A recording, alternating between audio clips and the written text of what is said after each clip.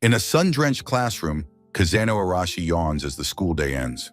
The classroom buzzes with lively chatter, but Arashi is lost in his own world. He slumps onto his desk, thinking it's another perfect day for a nap. Suddenly, a mysterious voice echoes in an ethereal space, offering him a blessing. He awakens with a jolt, disoriented and surrounded by a cloud of bubbles. Realizing he is underwater, he frantically thinks he must reach the surface to breathe. Panic sets in as he discovers his arms and legs will not move at all. He looks down in horror, realizing he doesn't even have a human body anymore. It feels as though his very being has become a part of the water itself. In an instant, his mind is violently assaulted by a torrent of alien information.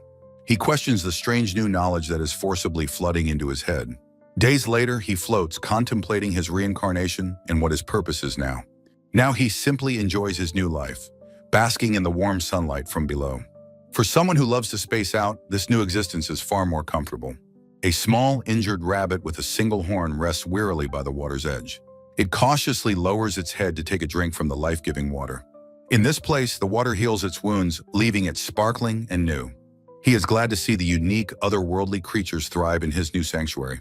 The lake's water, imbued with his spirit, can heal all manner of injury and illness. Suddenly, the tranquil scene is broken as the forest creatures become alert. Two children approach, the older boy carefully guiding his younger sister through the woods. The spirit observes them, noting they are the first humans he has seen here. The boy comforts his crying sister, telling her what a good girl she is. The spirit wonders why they gathered herbs if they weren't going to use them. They fall to their knees at the water's edge, praying to the Great Spirit. The boy earnestly begs for the spirit to cure his mother's grave illness. As they pray, a low, vicious growl echoes from the shadows of the forest. The boy's eyes widen in pure terror at the sound of the approaching beast. A monstrous winged wolf emerges from the trees, its hungry gaze fixed on them. Without hesitation, the boy screams out a desperate warning to his sister. A massive wall of water erupts, intercepting the beast just as it lunges. From within the lake, the spirit watches as his power shields the children. He looks at his own hand in astonishment, wondering if he was the cause. As a great water spirit, he realizes he can freely control the water around him. The terrified wolf tucks its tail and flees from the overwhelming power. He decides his current appearance is unsuitable for comforting the frightened children. Water swirls and coalesces, weaving him new robes more fitting for this world. He steps onto the shore and gently tells the children that everything is all right now. Overcome with relief, the young boy rushes forward, hugging him and sobbing loudly. Against a backdrop of majestic mountains, the little girl asks for his name. He pauses for a moment, considering whether to use the name from his past life. He introduces himself as Nagi, and the children Lumina and Nasha thank him. Their eyes sparkle with awe as they excitedly ask if he is the Great Spirit. He confirms he is the lake's spirit, admitting he is rather new to the role. He gently touches Nasha's cheek, noticing the small cut from her earlier fall. A sphere of healing water floats over, instantly mending the small wound. Nasha touches her smooth cheek in amazement, exclaiming how clean it is now. A sudden surge of hope fills the air as they realize the extent of his power. They bow deeply, pleading with him to please help their ailing mother. Nagi looks upon the desperate children with a kind and understanding smile. "All right," he says softly, patting the crying boy's head in reassurance. He makes them promise to keep his existence a secret, and they eagerly agree. Nasha holds out their water skin, asking if she can borrow it for a moment. He fills it with his power, assuring them this water will cure her illness. Filled with gratitude, the children thank Big Brother Nagi as they turn to leave. He decides the forest is too dangerous for them to travel through alone. From his palm, a small, adorable creature made of pure water takes form. He learns he can create lesser spirits and decides to name the little one Rue. The children stare in wide-eyed wonder at the strange, floating creature. Lumina holds Rue, remarking that he feels the same comforting presence as Nagi's. Nagi asks the children if they will be friends with his little companion. The small spirit promises them that it will keep their secret from everyone. He waves as they depart, entrusting Lumina and Nasha to Rue's care. His duty done, he lets out a big yawn and decides to return home. His human form dissolves with a splash, his essence returning to the water. He decides he doesn't need to maintain his human form for the time being. His true form sinks peacefully into the cool, silent depths of the lake. He settles amongst the swaying seaweed, finally able to rest in tranquility. Floating in the darkness, he feels a profound and comforting sense of peace. But his rest is broken by another desperate voice calling out for his help. He sees a family of dark elves who say they fled persecution from humans. The father clutches his limp child, desperately begging for the spirit's aid. A small globule of water rises from the lake's surface to answer their plea. The sentient water floats over to the unconscious boy, ready to offer its aid. The boy instinctively swallows the drop of pure, healing water that is offered. In an instant, life and color return to the child's face as he awakens. The boy Helio sits up as his astonished father cries out his name. The elves are astounded that the wound is healed, offering profound thanks. Nagi recognizes the reunited family as the persecuted race known as Dark Elves. He delves into the library of knowledge within his mind to learn more. He finds that Dark Elves possess an unusually high affinity for all spirits. Most can hear the voices of spirits and are even able to see their forms. But their unique origins have caused them to be ostracized by humans. Humans view them with hostility, persecuting them for their perceived dark powers. Understanding their plight, Nagi's expression hardens with a quiet resolve. A watery avatar appears before the elves, asking if they can hear his voice. They immediately bow, but he tells them there is no need for such formality. He tells the family he has heard their story and understands their great suffering. He offers them sanctuary as long as they promise not to defile the lake. He adds that they must also work hard and take care of their own well-being. They gratefully accept his terms, and he then asks for their names. The man introduces himself as Etna, his wife Ryuna, and their son Helio. He reveals his name, Nagi, and welcomes the Dark Elf family to their new home. A month passes, and he finds himself wondering about Lumina and his sister. He calls out to Rue, asking how everyone is doing in his absence. He sees them happy and healthy, their mother fully recovered from her illness. Floating in the depths, he closes his eyes, relieved that they are all safe. His eyes open again, a new and profound determination settling within him. He still doesn't know why he became a spirit, but his path is becoming clear. He has come to realize how much he enjoys the simple act of helping others. A single hand reaches up through the water, grasping for the light as Nagi makes a solemn vow. He resolves that from now on, he will use his power to save anyone within his reach.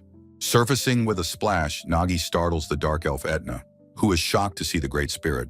Nagi asks how he knew, and Etna beams, stating he could never mistake such a magnificent presence. Nagi inquires about Etna's family, who confirms they have had no sickness or injury since arriving. He then turns his attention to the small plot of land Etna is working on. Etna proudly explains he is planting seeds in the fertile soil, hoping for delicious vegetables. Nagi smiles warmly, saying that is certainly something to look forward to. Suddenly, Nagi's expression shifts as a faint, desperate voice pierces his thoughts. He asks Etna if he heard something, but the elf confirms he heard nothing at all. The voice grows stronger in Nagi's mind, pleading for the Great Spirit to help. The desperate cry begs him to save their only family from some unknown peril. A brilliant, complex magic circle ignites on the ground, throwing Etna back in shock. A dark vortex erupts, grabbing Nagi and pulling him into an abyss as he cries out. Nagi's consciousness reforms as a small puddle of water in a cold, dark, unknown place. He remembers being called by someone's desperate voice just before he was transported. His senses adjust to the darkness, and he realizes he is inside a prison cell. He sees a group of terrified beastkin children shackled and huddled together in fear. He looks up at the grim iron bars, confirming he is trapped in a dungeon cage. He notes the children are covered in dirt and bruises, their small bodies bound in chains. His attention is drawn to a young boy tearfully praying for the Great Spirit to save someone named Root. Nagi realizes this boy, who looks like a high elf, must be the one who summoned him. Looking closer, however, he sees the boy's ears are shorter. He is a half-elf. He briefly puzzles over how a half-elf could summon him, but decides that can wait. The water coalesces into his human form as he tells the boy he has answered his call. He introduces himself as Nagi, the spirit of the lake, and asks the boy for his name and wish. The boy tearfully says his name is Yona and begs Nagi to save his brother, Root. Yona holds up his shackled hands, vowing to do anything if Nagi saves his only family. Nagi understands now. The boy's powerful, kind heart is what allowed the impossible summons. He smiles gently, deciding he wants to grant the wish of this strong-willed child. As Nagi accepts the contract, a glowing spirit's crest materializes on the back of Yona's hand. Yona stares at the intricate symbol, recognizing it as the mark of a spirit contract. Nagi confirms that with the crest's appearance, their contract is officially formed. He smiles warmly at the boy, promising to grant Yona's heartfelt wish. He kneels, placing a hand on Root's forehead as pure, healing water flows from his palm. As he heals the child, the shackles on the other children in the cage begin to crack. The iron collar around Yona's neck suddenly shatters into pieces. Yona stares in amazement as the heavy manacles on his own wrist crumble to dust. The other children cry out in joyous relief as they too are freed from their bonds. The small child, Root, begins to stir, his eyes fluttering open. He looks up and weakly calls out to his brother, and Yona cries his name in relief. Nagi smiles, glad the boy is healed, as Yona offers his heartfelt thanks. Yona looks at the other freed children, insisting they cannot leave them behind. Nagi agrees, assuring them all that they will escape from this place together. A small, timid foxkin child tearfully asks if they can truly escape. Nagi gives a firm nod, promising that everything will be all right as long as he is there. Their planning is cut short as the cell door clangs open, revealing an angry guard. A cold, simmering fury fills Nagi's eyes as he glares at the newcomers. Two brutish slavers enter, demanding to know who Nagi is and ordering him to leave. One of the slavers grabs Yona, pressing a knife to his throat and sneering about selling him. Nagi's face contorts in pure, unadulterated rage at the sight. The other slaver taunts him from outside the bars, asking if he's too scared to speak.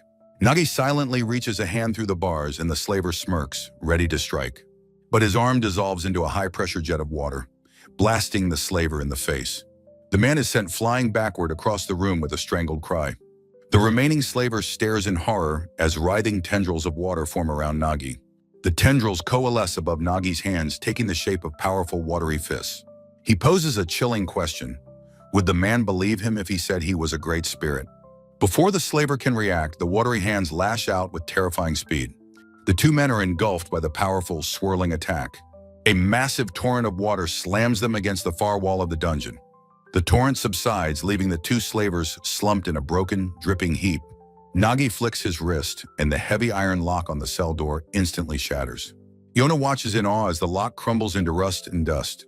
Nagi swings the door open, telling the children that it's safe to come out now. A new group of slavers appears, their leader dismissing Nagi as just some rampaging mage. Nagi confronts the man, asking if he is the one responsible for kidnapping these children. The children huddle behind Nagi, confirming that the man is indeed their captor. The leader scoffs, correcting that Nagi is a spirit, and questions why he'd care for brats. Nagi's eyes burn with contempt as he declares he came to save them from filthy scum. He unleashes a massive wave of water, sweeping the entire group of slavers off their feet. The leader chokes as the force of the blast knocks him unconscious. Nagi stands over the defeated slaver, his voice low and threatening. He reveals his identity as the Great Water Spirit, warning that he is always watching. He stands protectively before the children, his hand held out to shield them. He delivers a final ice-cold promise. If they ever enslave children again, there will be no next time. The terrified slaver can only whimper as Nagi looms over him, his threat absolute. Nagi turns his back on the defeated men, leading the children up the stairs to freedom. They emerge from the squalid dungeon onto a bright, bustling city street. Nagi looks at the grand architecture and the crowd of children, wondering what to do next. He realizes he doesn't know where he is or how to get back to his lake. He resolves that his first priority must be to figure out their current location. Yona tugs on his sleeve, apologizing profusely for dragging him into this mess. Nagi's attention turns to the children, realizing that they must be famished. He looks into a bakery filled with fresh bread, but knows he has no money to pay. The stern baker approaches, asking if he intends to buy anything, and Nagi admits he cannot. The woman's eyes narrow as she takes in their large, ragged, multiracial group. She comments on their numbers and diverse appearances, her suspicion evident. Yona quickly steps forward, spinning a tearful tale about them all being long-lost siblings. Nagi watches, thinking to himself that the boy's desperate lie was perhaps a bit much. The baker's stern facade crumbles instantly, and she wipes a tear, moved by their story. She tells them to eat their fill, and Yona, overwhelmed, thanks her profusely. The children look on, their eyes wide with hunger and hope. Nagi smiles, reflecting that while this world has its share of villains, it is also filled with many kind and compassionate souls. The children happily take the bread. He asks the baker where they are, and she tells him they are in the city of Ilmus. Nagi is shocked to learn the summoning spell sent him across an entire country. He asks the baker how a traveler might earn some money for the road. The baker's advice leads him to a large, impressive building in the center of town. He arrives at the doors of the Adventurers Guild, a place of opportunity and his best hope. An onlooker notes that adventuring is dangerous but profitable as Nagi studies the request board. A guild employee approaches Nagi, asking if she can be of any assistance. With the rescued children hiding behind him, Nagi states he wishes to accept a quest. The receptionist informs him that he must register as an adventurer first. Nagi carefully fills out the registration form, creating a human identity for himself. His registration is approved, and he receives his new Rank 10 Adventurer card. He selects a simple herb-gathering quest, a safe job suitable for his situation. The receptionist stamps the request form, making his first official job accepted. A sudden commotion erupts as a man shouts for everyone to clear a path. Two men burst through the doors, supporting an elven woman, Fury, who is in great pain. A wave of panic spreads as the guild members realize she was hit by a basilisk. Nagi recalls that a basilisk's attack carries a potent curse that prevents all healing. Yona tugs on Nagi's robe, his eyes filled with concern for the injured woman. He looks up at Nagi with pleading eyes, asking him to please help her. Nagi's expression hardens with resolve. He will not turn his back on someone in need. He smiles reassuringly at Yona, gently telling the boy to leave everything to him. Nagi reaffirms his personal vow to save anyone who is within his reach. He approaches the group knowing he must act subtly to avoid drawing attention. In a brief moment of contact, he discreetly presses a drop of healing water onto her wound. The pure healing essence sinks into her skin, instantly negating the deadly curse.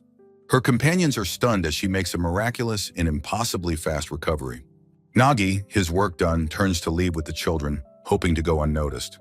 Gando is amazed by her recovery, but Fury looks around, dazed and bewildered. She tells her friends that the moment she awoke, she felt a sacred presence. A jolt of realization runs through her as she understands the source of the feeling. Fury knows it was not her imagination. The powerful aura is undeniably real. Nagi tries to make a quiet exit, telling the children it's time to go. Just as they head for the door, Fury spots him and cries out for him to wait. She stands before him, recognizing him as the one who bumped into her. Her eyes widen as she puts the pieces together, her voice trembling with awe. She asks him directly if he is the Great Water Spirit. Her intense gaze is filled with a certainty that leaves no room for denial. The chapter's title page shows Fury confronting Nagi, her momentous question hanging in the air. Her companion Gando calls out her name, confused by her strange behavior. He tells her she's just recovered and needs to rest instead of spouting nonsense. Nagi realizes his secret is out. He underestimated the elf's spiritual sensitivity. Fury apologizes to her friends but insists she must thank the Great Spirit properly. Gando is shocked but trusts Fury's instincts, realizing she must be telling the truth. Seeing no other choice, Nagi admits his identity as the Great Water Spirit. Fury is overcome with joy, declaring it an honor to have been saved by him. Her dramatic proclamation sends Nagi and her companions into a state of dizzy confusion. Nagi instinctively reaches out, catching the overwhelmed elf as she begins to faint. He holds her steady, asking if she is all right amidst the chaotic scene. A distinguished gentleman interrupts, apologizing for eavesdropping on their conversation. He asks Nagi who he is, a small chibi version of Nagi appearing on his shoulder. The man introduces himself as Yusin, the guildmaster, confirming Nagi saved Fury. He explains that he overheard everything and invites them to speak more privately. Yusin's gaze falls upon the large group of ragged children with a concerned look. He suggests they move the discussion to his office where they can be comfortable. Inside a lavish office, Nagi and all the children are seated before the guildmaster. Yusin bows deeply, offering his profound gratitude for saving a valued adventurer. He then gets to the point, asking why a great spirit has come to his city. Nagi gestures toward Yona, explaining that the boy's desperate plea summoned him there. He recounts the entire tale of finding and rescuing the children from the slavers. Nagi concludes his story, stating how relieved he is that the children are now safe. Fury, listening from the side, gasps in utter astonishment at the incredible story. She exclaims that it is unheard of for a half-elf to summon a great spirit. Yusin concurs, explaining that such a feat is normally limited to high elves. He reiterates that Yona's accomplishment is truly unprecedented in their history. Overwhelmed by the attention, Yona shrinks back, whispering Nagi's name in fear. Yusin offers Nagi a heavy pouch of gold to cover his travel expenses. Nagi is surprised, but Yusin insists it is a token of gratitude for saving Fury. The guildmaster beams, overjoyed to be of service to such a revered being. Nagi, still unaccustomed to such reverence, graciously accepts the generous gift. Yusin eagerly asks if there is anything else at all that he can do for them. The scene shifts to an exterior shot of the guild building against a cloudy sky. Later that night, Nagi explains that he does have one other request to make. The view pans over the city at night, settling on the inn Yusin arranged. Inside, the rescued children are sleeping peacefully, tucked into warm, clean beds. Nagi watches over them, thinking to himself how soundly they are all sleeping. He is glad he asked Yusin to arrange such comfortable lodging for them. His quiet vigil is interrupted by a small voice calling his name. He turns to see Yona standing in the doorway, unable to rest. Nagi asks the boy what's wrong and why he cannot sleep. Yona bows his head low, thanking Nagi once more for saving all of them. But his gratitude is overshadowed by a deep, sorrowful expression of guilt. Nagi watches with concern as the boy struggles to continue speaking. Yona tearfully apologizes, feeling he is a burden for summoning Nagi. He offers a final, heartbreaking apology for all the trouble he has caused. Nagi understands that the boy's harsh past has destroyed his sense of self-worth. Yusin and Fury's thoughts echo this, noting Yona must fear being abandoned. Nagi clenches his fist, feeling the weight of the boy's deep-seated pain. He gently pats Yona's head, telling him there is no need to apologize. He reminds Yona that as his summoner, their bond is a special one. With a warm smile, he admits he's glad Yona called him to see the world. He tells Yona he is truly happy to have met him, moving the boy to tears. Their heartfelt moment is interrupted by a sudden knock at the door. A voice from the hallway announces that it is Fury. She enters the room, apologizing for disturbing them so late at night. Fury explains that she has come bearing an urgent message from the guild. She offers to have her party watch over the children while Nagi is away. Fury, Gando, and Shanaz stand ready, asking Nagi to entrust the children to them. Nagi can sense their sincerity and knows he can leave the children in their care. He turns back to Yona to explain that he must leave for a short while. Yona looks downcast, saddened by the thought of being separated from him. Nagi kneels before him, gently telling him not to make such a sad face. He holds up his pinky finger, promising that he will absolutely return. With a smile, Nagi explains it is a spell to ensure he keeps his promise. Their pinkies link together, sealing the vow between the spirit and his summoner. Yona's face breaks into a radiant smile, promising to wait for Nagi's return. Under the silver light of a full moon, the forest is quiet. Nagi moves through the trees, startled by a large silent owl. He leaps onto a fallen log, his eyes scanning the darkness. With focused eyes, he whispers that he has found his target. He looks up into the shadows, identifying the monstrous basilisk. A memory brings him back to the guildmaster's office door. Inside, Yusin begins to speak, but Nagi already knows the topic. He thinks of the basilisk, a creature of immense and secretive power. He recalls seeing the injured elf, Fury, being carried into the guild. Yusin explains that a grim report arrived right after Nagi had left. His scouts discovered the carcass of a second pregnant female basilisk. Now the enraged male is rampaging toward the city for a new home. Yusin begs Nagi to take the quest for a reward of 20 million. He bows to the floor, pleading that Nagi is their only hope. Nagi knows the money is crucial and that innocent people will die otherwise. He rises from his seat, having made his decision, and says he understands. Stretching dramatically, he announces that he will accept the quest. Yusin weeps with gratitude while Nagi sheepishly hopes it's not a mistake. Back in the present, Nagi's expression hardens as he readies himself. He faces the basilisk, wondering how to begin his first real subjugation. The beast's eyes flare, unleashing its deadly, petrifying gaze. Nagi looks down at his hand, the chapter title announcing his return. His skin cracks like stone. The curse works even on a spirit's human form. He decides he needs a more suitable form for this fight. His body dissolves into a swirl of pure sentient water. He thinks he needs a stronger form, one immune to the creature's gaze. The water coalesces, forming the serpentine body of a magnificent dragon. The fully formed water dragon hovers, ready to fight in its cool new shape.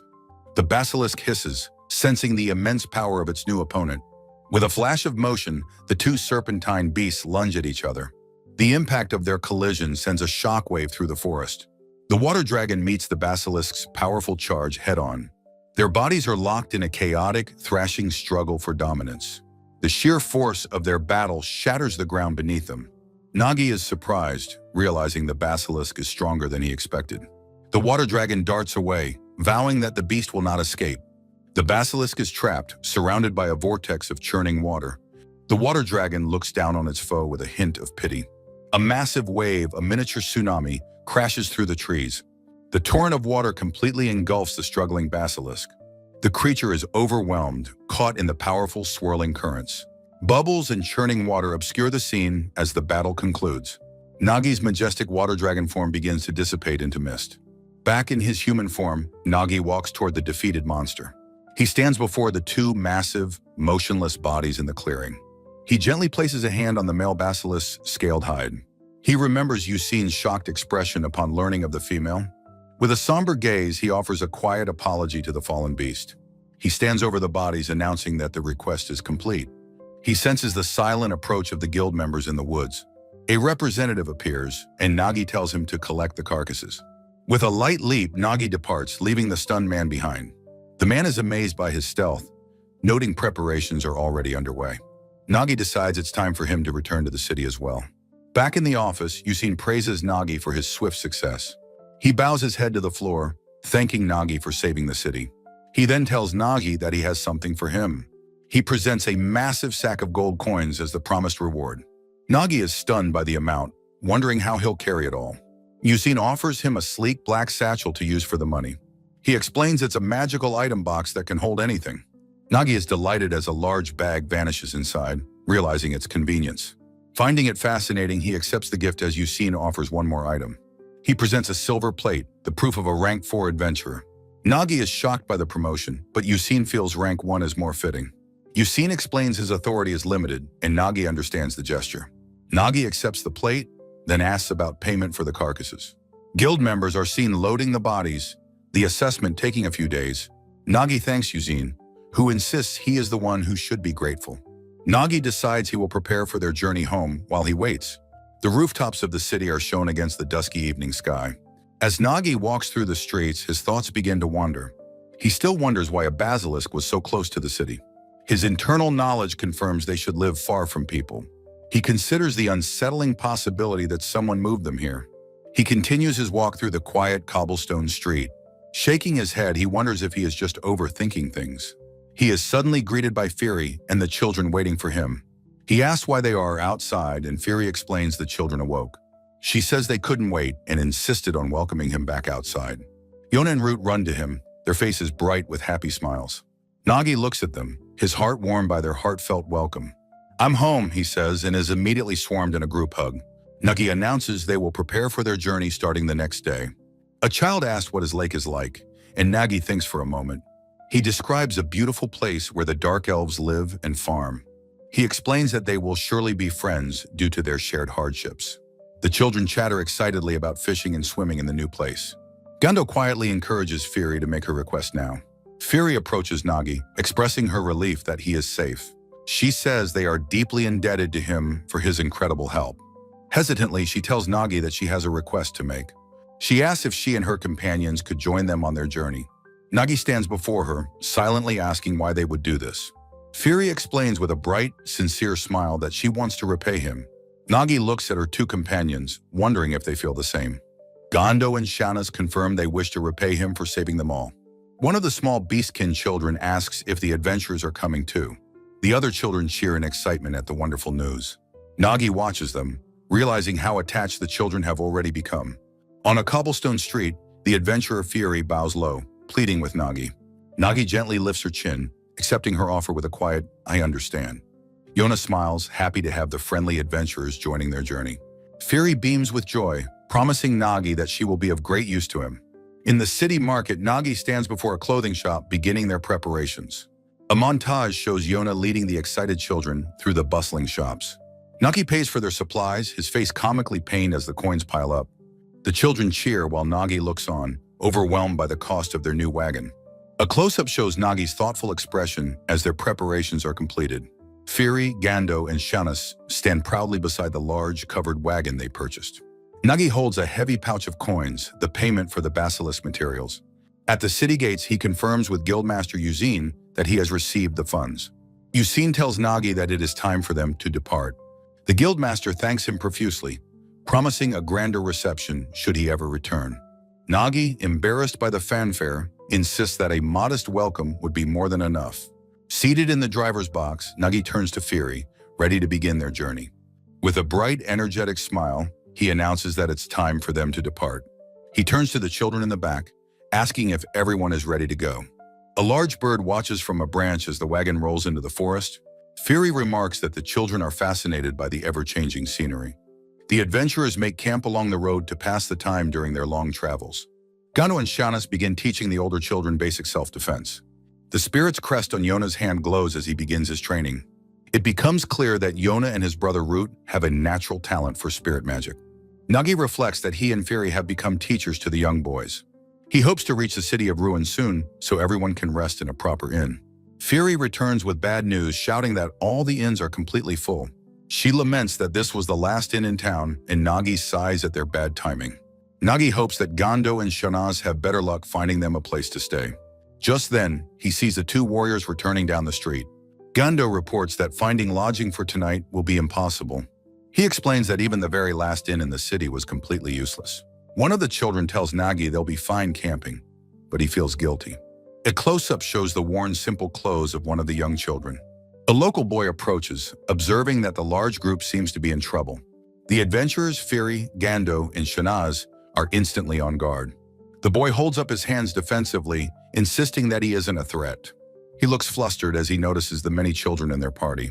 Nagi apologizes, explaining that they are new to the city and lost. One of the rescued children peeks out shyly from behind Nagi's long coat. The boy seems to understand, realizing they are just being cautious. His eyes are drawn to the adventurer's plate hanging from Nagi's belt. Nagi closes his eyes and confirms that they are looking for an inn. A close-up shows Nagi's boots taking a step forward on the cobblestones. The boy's face lights up, telling them he knows a good place and to follow him. Fury asks Nagi if it's safe, but he reassures her the boy has no ill intent. He turns to his companions, promising he will protect them if anything happens. The adventurers are moved, vowing to protect Nagi and the children with their lives. As they follow the boy, Nagi reminds Fury not to be overly respectful to him. Fury gives a cheerful salute, promising to be moderately respectful. The boy waves them onward, explaining they've reached the edge of town. He runs ahead, calling out that he has returned to someone named Melina. A kind-faced woman greets him, and he announces that he has brought guests. She learns of their plight and warmly invites the entire group to stay the night. Nagi is taken aback by her generosity, asking if it's okay with so many of them. Melina smiles, assuring them not to worry, as she has plenty of beds prepared. Inside, she explains that the building is an orphanage run by the Seraph faith. Hearing the word orphanage, two of the children cling to Nagi, afraid. Nagi knows that before they can rest, he must make the children feel safe. He kneels down in the courtyard to speak with them at their level. He apologizes for surprising them and explains that he is an adventurer. Showing his plate, he says they are all traveling together to a safe new home. The orphans from the home look on, curious about the newcomers. Yona, seeing the other children's fear, steps forward to speak for Nagi. He tells them with complete sincerity that Nagi is a kind and wonderful person. With tears in his eyes, he pleads for them to be allowed to stay. Nagi is deeply moved by Yona's heartfelt words and unwavering trust. The orphans, hearing Yona's speech, look at each other, their fears assuaged. They break into wide, happy smiles, welcoming the new children. Fury gently places a reassuring hand on Yona's head. She smiles warmly, thanking him for having the courage to speak up for everyone. Yona looks up at her, his expression soft as he thanks her in return. The adventurers formally ask Melina for lodging, and she happily invites them inside. Nagi tries to pay Melina for their stay, holding out a pouch of coins. She politely refuses, but he insists that it is only proper to pay. Melina relents, suggesting they help with dinner instead, and Fury happily volunteers. The dining table is soon laden with a delicious-looking feast for everyone. As they eat, Nagi asks Melina if she always prepares this much food by herself. She explains that her other staff members are currently away on errands. Fury recalls that the orphanage is part of the Seraph faith and asks about it. Melina explains that their faith is dedicated to the salvation of the weak. Nagi listens intently as she says running the orphanage is part of their work. His inner knowledge reveals the faith worships the water goddess and spirit king, him. Fury's eyes sparkle with admiration, calling their mission a wonderful activity. Nagi feels a strange sense of unease, realizing he is the object of their faith. After the meal, Melina offers the children more food, asking if they are full. Two of the orphans stare at a loaf of bread, saying it's for after dinner. Melina smiles gently, explaining she always saves some for when the others return.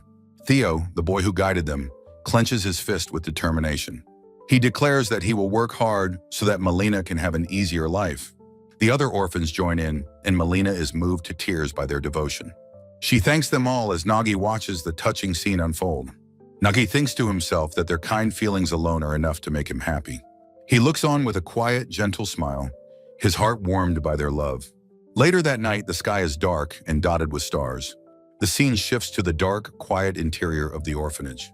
Melina kneels in prayer, thanking the Spirit King for watching over them. A small, shimmering bubble of water appears, whispering her name. She opens her eyes, startled and confused by the strange sound. A large bubble appears, revealing Nagi's face as he greets her. A shimmering orb of pure water materializes, its voice identifying itself as the Great Water Spirit. The spirit tells Melina to exchange a magnificent spirit stone for money for the children. Stunned, Melina wonders if she is dreaming to see the Great Water Spirit before her. She stares at the beautiful gem, questioning if she can really sell such a treasure. The spirit insists its only wish is for the children to live happily. Overwhelmed, Melina bows low, thanking the spirit and asking how she can possibly repay him. Nagi's form appears, telling her to simply continue protecting and loving the children. With tears of joy, Melina swears upon the Great Water Spirit that she will do so. The next morning, Nagi thanks Melina for her hospitality as his group prepares to leave. Yona smiles warmly at the caretaker, encouraging her to continue her wonderful work. Surrounded by orphans, Melina declares she can overcome any hardship for the children's sake. Fury notes how much brighter Melina looks, and Nagi quietly agrees with her. A child asks if they are leaving, but Nagi says they must first visit the Adventurers Guild. Gando agrees they need to check for monster activity or bad weather on the road ahead. Fury reassures everyone, having already booked an inn for the next 3 nights. While walking in the forest, Nagi is startled by a large black bird swooping down. A single black feather drifts past his face as the bird stares with intelligence. A telepathic voice echoes in his mind, promising that they will meet very soon. The strange, disembodied voice repeats its promise as Nagi sees the bird's eye. Shaken, Nagi clutches the feather, wondering what that mysterious encounter was. The bird flies away, leaving the forest and a bewildered Nagi behind. Far away, a mysterious figure observes Nagi through a crystal ball in a lavish room.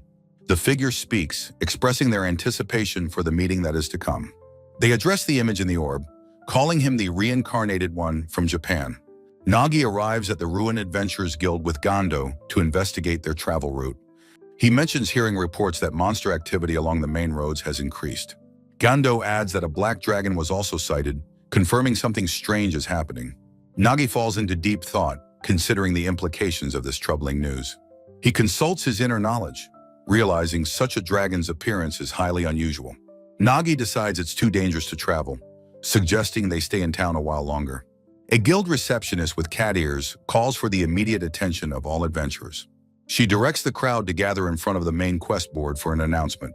Nagi and the other adventurers wonder what the sudden commotion is about.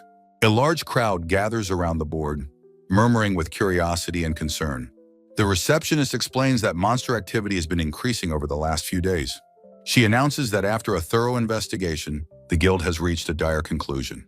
Her face is grim, overshadowed with dread as she prepares to deliver the bad news. The guild has determined that a catastrophic monster stampede is imminent. To counter this, they are recruiting all adventurers of rank 5 and above. The chosen adventurers will form a special subjugation force to defend the city. She announces a reward of 10,000 gulls for all who participate. Gando tells Nagi that he, Fury, or Shanas should join the dangerous mission. Nagi grasps Gando's arm, telling him he has a different plan in mind. He asks Gando to join him in the fight, while the others protect the children. Gando is utterly speechless, shocked by Nagi's unexpected and risky proposal. He protests that Nagi shouldn't endanger himself, but Nagi insists it is the fastest way. Nagi explains his participation will ensure a swift victory, allowing them to leave sooner. Seeing the sound logic in Nagi's plan, Gando reluctantly agrees to join him. Nagi cheerfully tells Gando to inform the others while he goes to sign them up. They arrive at the designated hall for joining the subjugation force. Nagi observes that a large number of powerful-looking adventurers have already gathered. Suddenly, a tall, boisterous figure startles Nagi from behind. Nagi silently notes how incredibly sensitive elves are to spiritual presences. The figure claps him on the shoulder, greeting him with a friendly, "Hey!"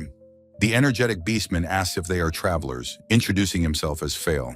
Gando introduces himself, and Fail remarks that they are a strong party. A stern voice suddenly cuts through the noise, demanding silence from the crowd.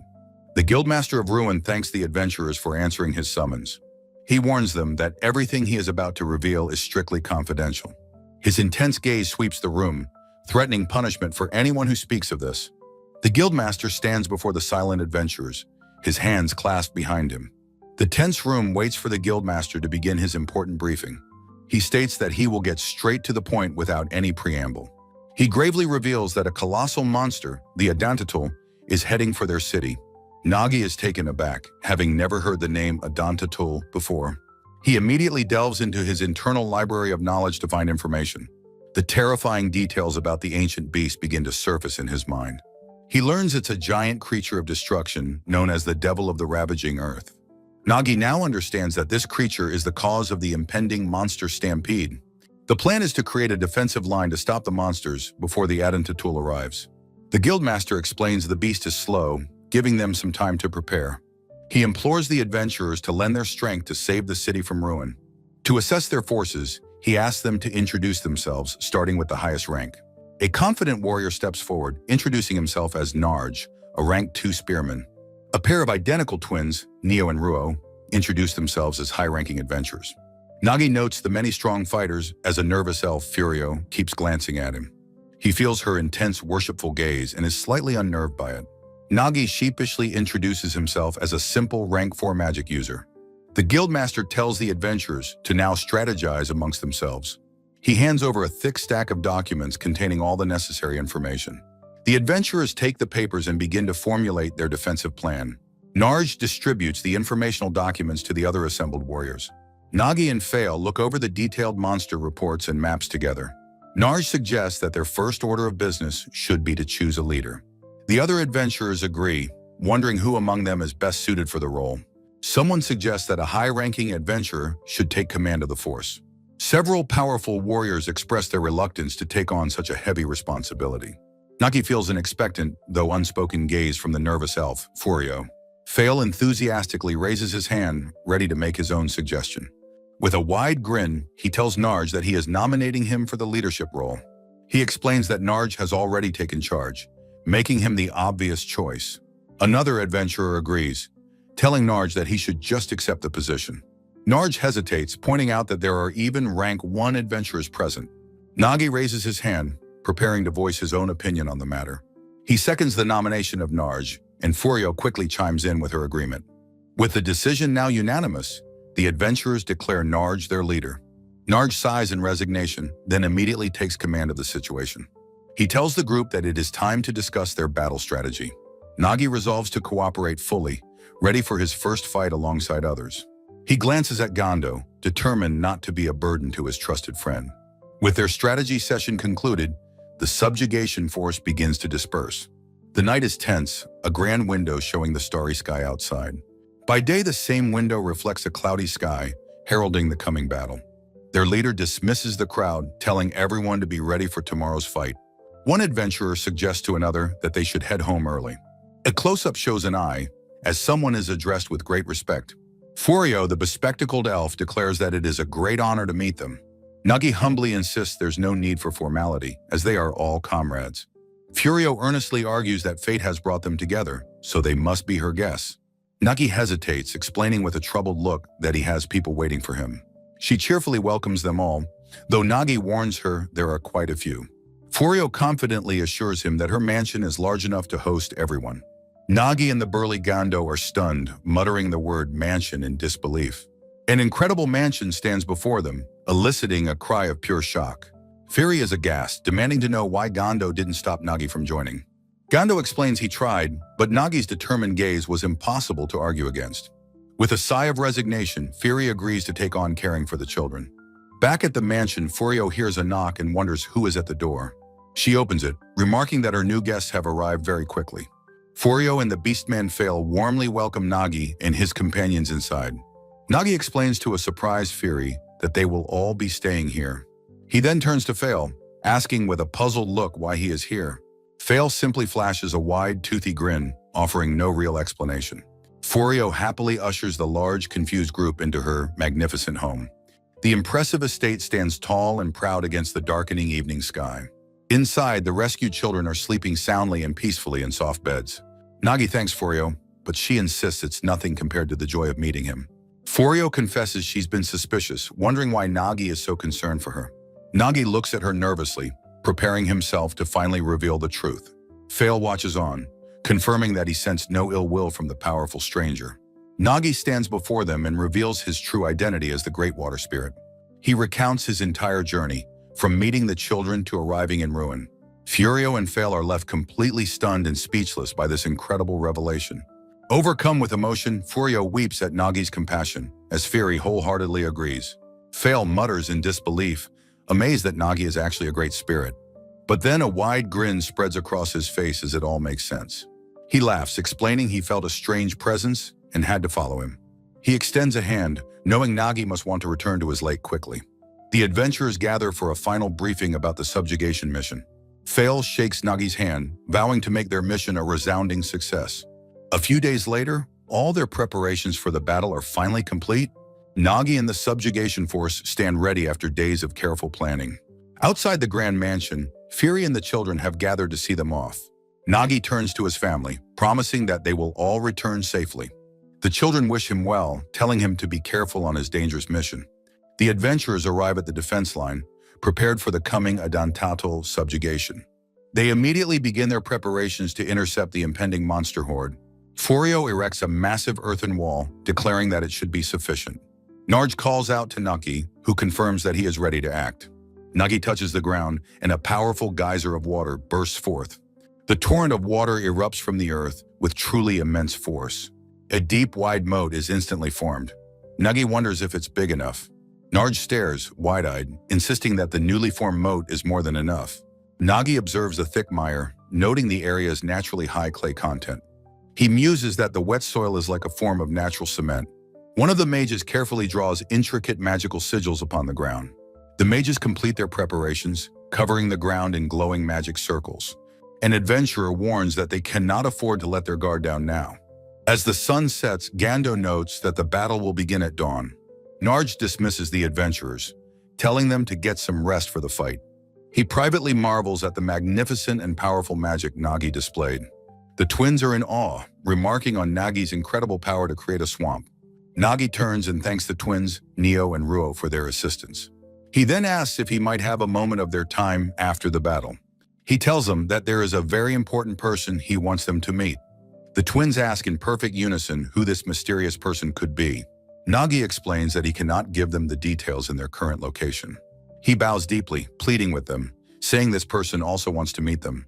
The twins are taken aback by the sincerity of his earnest request. Sensing no malice, they agree to the meeting and thank him for the offer. They can feel the unwavering trust he has for this mysterious individual. Nagi wonders what kind of person it could be, but quickly dismisses the thought. He knows that for now, he must focus on the task at hand. His gaze turns to the night sky as he thinks of the coming Adantatl. The sky above is calm, a peaceful scene before the impending storm. The quiet clouds drift by, but this fragile peace is about to be shattered. A deep, rhythmic booming sound shakes the forest as birds scatter in terror. A colossal, armored foot crashes down, shattering the very ground on impact. The adventurers see the massive beast lumbering towards them, heading for the city. A close-up reveals the Adantatl's immense and craggy, terrifying head. It crashes through the rocky terrain, sending huge boulders flying everywhere.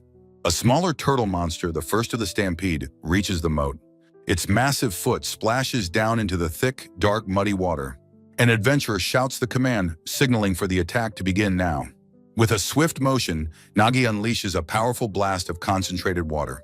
The high-pressure jet of water surges forward with incredible speed and force.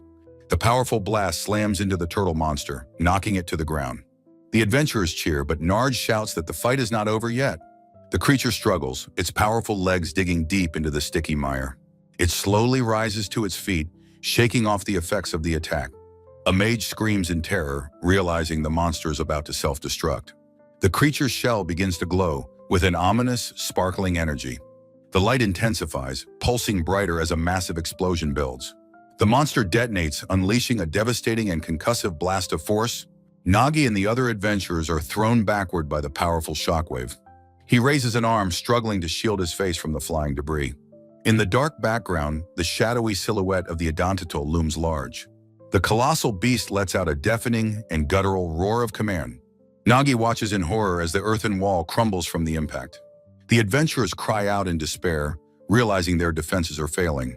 On the chaotic battlefield, a commander orders his magic corps to continue their assault. Nagi raises a hand, his expression firm, preparing to intervene in the battle. The adventurers below look up in shock, wondering what is happening above them. A massive vortex of water erupts, forming a powerful swirling barrier. Nagi explains that he has created a new barrier to replace the broken wall. Narj entrusts the attack to the vanguard, his face filled with renewed hope. Gripping his spear, Narj praises Nagi for his incredible and timely support. The vanguard lets out a mighty war cry as they charge into the fray. A warrior's boot kicks up dust, propelling them forward into the chaotic battle. A female warrior brings her massive axe down upon a turtle-like monster. She lets out a fierce battle cry, smashing her weapon into the ground. Gando roars as he charges forward, his great sword poised to strike the enemy. He unleashes a powerful swing, shouting as his blade connects with a monster. Nagi watches the unfolding chaos, recognizing the raw intensity of the battle. A dwarf lands a crushing blow, exemplifying the brutal fight of adventurers. An adventurer screams in agony as the Adanatul unleashes a powerful, mind-shattering roar. The invisible force of the roar impacts a soldier, causing a bloody injury. Racked with pain, the soldier screams, blood streaming down his battered face. A mage watches in horror as his comrades fall, stunned by the monster's roar. Nagi resolves to get everyone to safety, placing a hand on his water barrier. A small, frightened adventurer looks on in terror, whispering Nagi's name.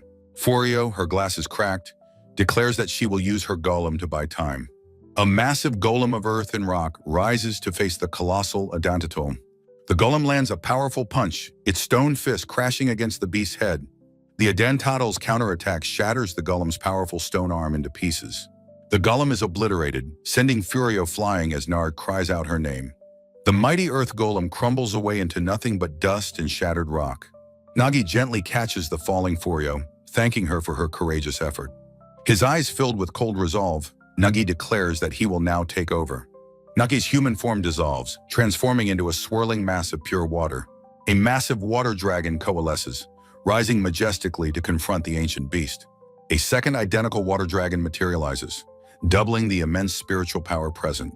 The twin dragons collide with the Adantatul in a blinding, cataclysmic explosion. The dragons envelop the beast, their overwhelming power sealing its ultimate fate. After the immense explosion, a single quiet drop of water hits the ground. Nagi stands alone on the ruined battlefield as a gentle rain begins to fall. The gentle, healing rain washes over a fallen adventurer, cleansing their wounds. The adventurer's injuries sparkle and vanish as the magical rain heals them completely. Narj awakens, healed, while others marvel that their wounds have completely vanished. An adventurer shouts that the Adantatul is dead, leaving everyone wondering what happened. A survivor asks if anyone saw the final moments of the incredible battle. All eyes turn to Nagi as he begins to explain the unbelievable event. Nagi smiles, explaining that the great water spirit answered his prayer for aid. Though Narj is skeptical, Fail joyfully declares it a miracle and thanks Nagi. Nagi recounts how they successfully subjugated the Adantatul against all odds. They left the cleanup to the guild, their difficult mission finally complete. That night, the adventurers celebrated their hard-won victory with a grand feast. With the reward collected, Fail asks Nagi about Gando's whereabouts. Nagi laughs, explaining Gando is passed out at Furio's from drinking too much. Nagi remembers an errand and asks Fail and the twins to accompany him. The twins, Neo and Ruo, cryptically state that their master is watching them. Fail asks if the person they are about to meet is the twins' master. They arrive at a secluded log cabin, located far from the city. Nagi asks if this is the place, and the twins prepare to open the way. The twins raise their hands, which begin to glow with a powerful magic. A complex glowing magic circle materializes on the door of the small cabin. The door creaks open, revealing a mysterious figure waiting for them inside. A voice from within welcomes them, stating that he has been waiting. A wise old man greets him, addressing him as Nagi, the great water spirit. He then stuns Nagi by asking if his original name was Kazino Arashi. Nagi is stunned that this mysterious old man knows his name from Japan. Nagi stammers, completely shocked and at a loss for words. The old man decides it is only fair that he introduces himself in return. He begins to reveal his name, Agatsuma, as magical script fills the air. The glowing magical script swirls around his hand with a powerful surge of energy. He powerfully declares his full name, Agatsuma Yuki, the summoned hero. Nagi is utterly floored by the realization that this summoned hero is Japanese. Fail pokes Nagi's cheek, curiously asking what Nihonjin means. Agatsuma suggests they talk, telling the twins to keep the energetic Fail occupied. The twins' eyes sparkle with delight as they grab onto Fail's fluffy tail. Fail cries out in surprise as the twins gleefully begin to play with him. Nagi watches, flustered, wondering what on earth is happening behind him. Agatsuma claps his hands together, preparing to cast another impressive spell. With a flash of light, the humble cabin begins to magically transform. Furniture materializes from thin air as the room rearranges itself around them. Nagi yelps in surprise as a chair magically assembles itself right beneath him. Nagi is amazed to find himself seated at a lavishly prepared tea table. Agatsuma grins, remarking that Nagi seems to be a surprisingly playful person. Nagi hesitantly asks the sage to confirm if he truly is from Japan. Agatsuma confirms he arrived 300 years ago, summoned as the Sage of Prophecy. Nagi reflects on his own sudden arrival, remembering his initial disbelief. He asks Agatsuma a critical question: what year it was in Japan when he left.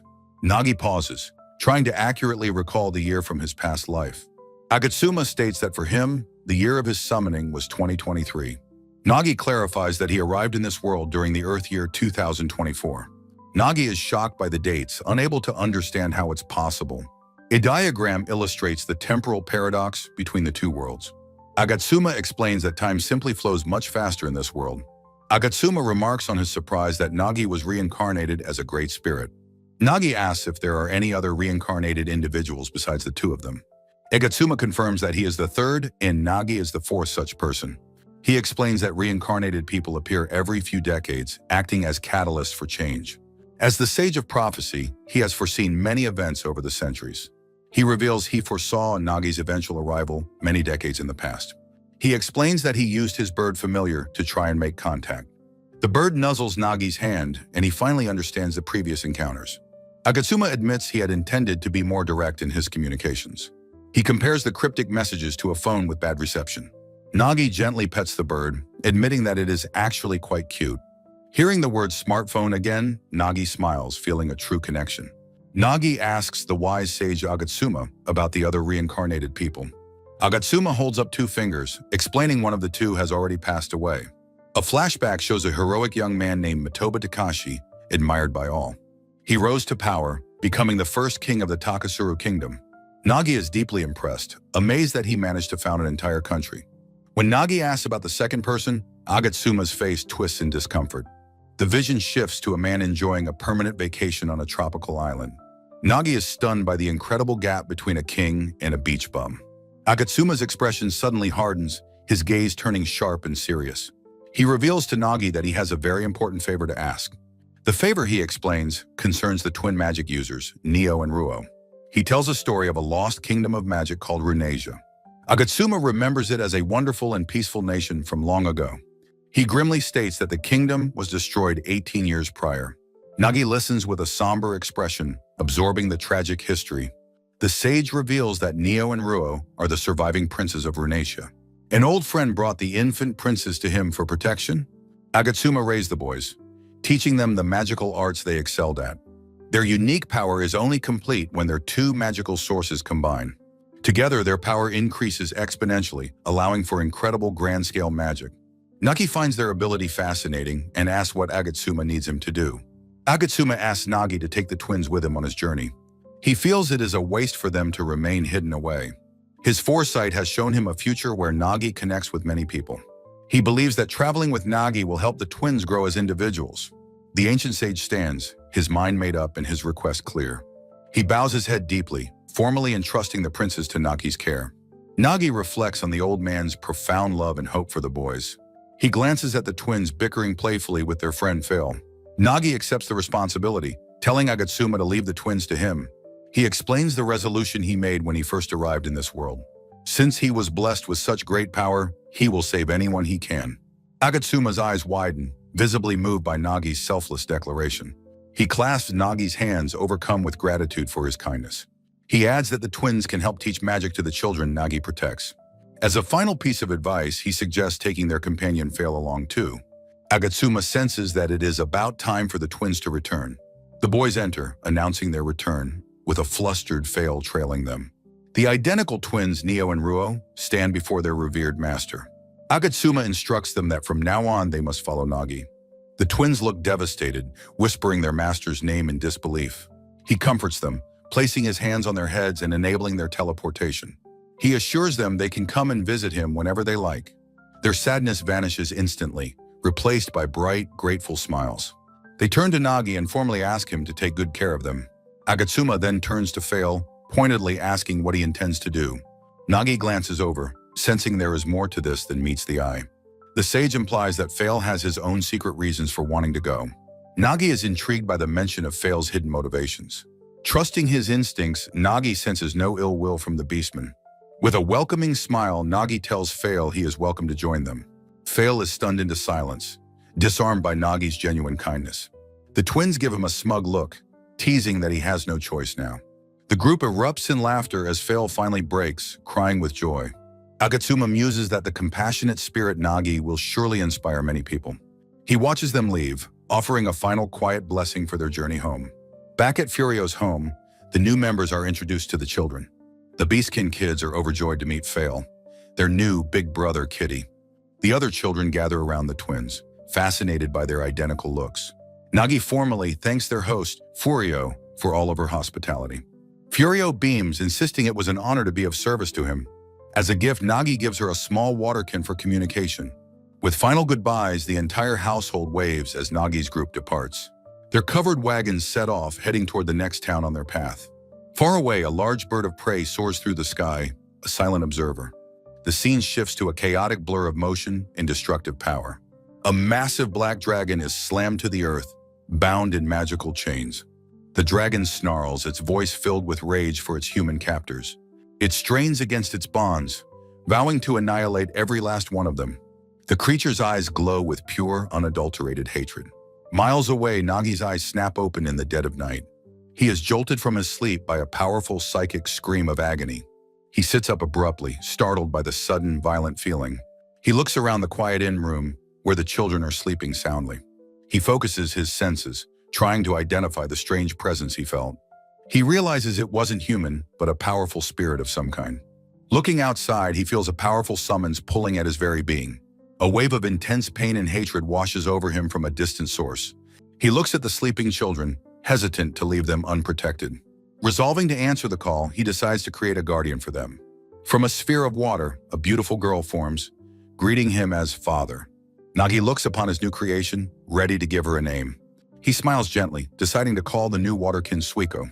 He entrusts her with guarding the children, and she happily accepts her duty. With a grateful farewell, he slips out the window and into the night. Nagi moves swiftly through the darkness, following the desperate psychic call. The trail leads him to a large, decaying mansion at the edge of town. He quickly senses that the presence is not in the building itself. He pinpoints the source, realizing it is coming from deep underground. Finding a hidden entrance, he plunges into the darkness below. He steps into a flooded tunnel, the water parting around his feet. As he sinks deeper, he wonders just how far down the prison extends. His feet touch solid ground in a vast, dark, and oppressive cavern. His eyes adjust to the gloom as he takes in his surroundings. He discovers a massive, shimmering, magical barrier blocking his path. Preparing himself, he shatters the mystical wall with a single powerful kick. The barrier explodes into a shower of light, clearing the way forward. Nagi lands gracefully in the inner sanctum, ready for whatever lies ahead. He believes he has finally reached the deepest part of the dungeon. His eyes widen in shock as he sees the chained, broken dragon within. In a dark cavern, Nagi faces a colossal black dragon bound in magical chains. The ancient dragon senses the immense otherworldly power radiating from his visitor. Its massive reptilian eye snaps open, focusing on Nagi with weary intelligence. The dragon asks if this being with such incredible power is a great spirit. Nagi confirms his identity as the Great Water Spirit and asks for the dragon's name. He introduces himself as Diabolos, the Dark Dragon, and thanks Nagi for coming. Diabolos laments that he no longer even has the strength to fly. He asks Nagi if he would be willing to hear his final wish. Diabolos begins his story, telling of his peaceful life in the Devil's Abyss. He had been careless, living in a place humans could eventually reach. When humans finally came hunting him, they stole his only child, his egg. Chasing after his stolen egg was, he explains, all part of their trap. He was ensnared by a forbidden curse, bound by chains that drain a dragon's power. Now, with no hope left, he used his last strength to call for help. He makes his desperate plea, asking the great spirit Nagi to save his child. He begs him to rescue his offspring from the hands of the arrogant humans. Nagi reveals that he possesses the power of healing. He offers to, at the very least, tend to the dragon's wounds. Diabolos scoffs, saying it is useless while he is under a forbidden curse. He insists that his body is caught in the grip of the powerful curse. A sphere of pure water envelops his wounds in a gentle, healing light. Nagi casually remarks that he can be healed after all. The dragon stares in utter disbelief, exclaiming that it should be impossible. Nagi then turns his attention to the glowing magical shackles that bind him. He places a hand on one of the thick, pulsating links of the chain. With a surge of power, the magical chain shatters into harmless light. Nagi asks if he has any other injuries, and the freed dragon offers his thanks. Nagi suggests they leave, but Diabolos doesn't know the way out.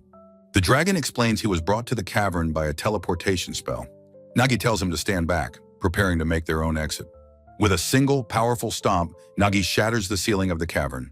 The roof explodes in a shower of rock and debris above them. Diabolos bursts from the ground, soaring into the night sky. He emerges triumphantly into the city streets, a free creature once more. Nagi quickly warns him not to destroy the city, as his friends are there. Diabolos states that his child is being held captive in the palace ahead. He has no more business here and offers the Great Spirit his thanks. He manages to calm his rage, deciding against attacking the palace. Nagi, now fully committed, declares that he will go with him. Diabolos warns that approaching the palace could get him captured again. Nagi suggests it would be safer if he were to change his form. He promises to finish before sunrise, and Diabolos expresses his gratitude. As they fly towards the palace, Diabolos asks if there are children there. He can feel his child, now in the hands of the detestable humans. Diabolos warns that they'll be noticed, so Nagi decides to go on alone. Nagi leaps from his back, and the dragon wishes him luck. Nagi senses a strong human presence. Realizing security will be tight, his body dissolves into a shimmering cascade of water droplets. He reforms as a tiny, sentient waterkin, invisible to human eyes. The kin follows an aura similar to Diabolos's through the palace corridors. It senses the presence is just beyond a massive, reinforced door. The creature squeezes through the cracks, entering what appears to be a treasury. It floats inside, searching for the source of the powerful aura. It finds not one, but two large dark dragon eggs on a pedestal.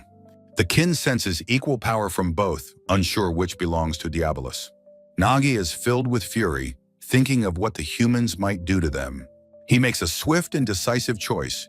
He will protect them both. He realizes he cannot phase the physical eggs through the walls.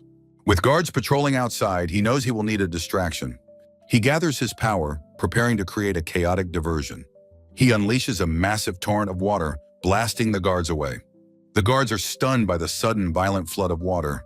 A massive wave erupts from the treasury, sweeping them off their feet. Nagi rides the crest of the wave out, carrying both eggs safely. He returns to Diabolos, who vows that he will surely repay this debt. Nagi presents the two rescued eggs to the anxious Dragon King. Diabolos is overcome with relief, gently nuzzling his recovered offspring. Nagi holds up the second egg, pointing out that it looks different. He explains that he simply couldn't leave the other egg behind. Diabolos reveals it is the egg of a black-scaled dragon, a bringer of fortune. Intrigued, Nagi gently strokes the surface of the strange, speckled egg. He is shocked as he feels the egg begin to absorb his own spiritual power. He wonders what will be born from it, as Diabolos offers to escort him back. Nagi agrees, his business with the mighty dragon now concluded. The next morning, the city is in an uproar over the night's events. Diabolos thanks Nagi once more for helping him retrieve his egg. Nagi thinks for a moment, considering what he should ask for as a reward.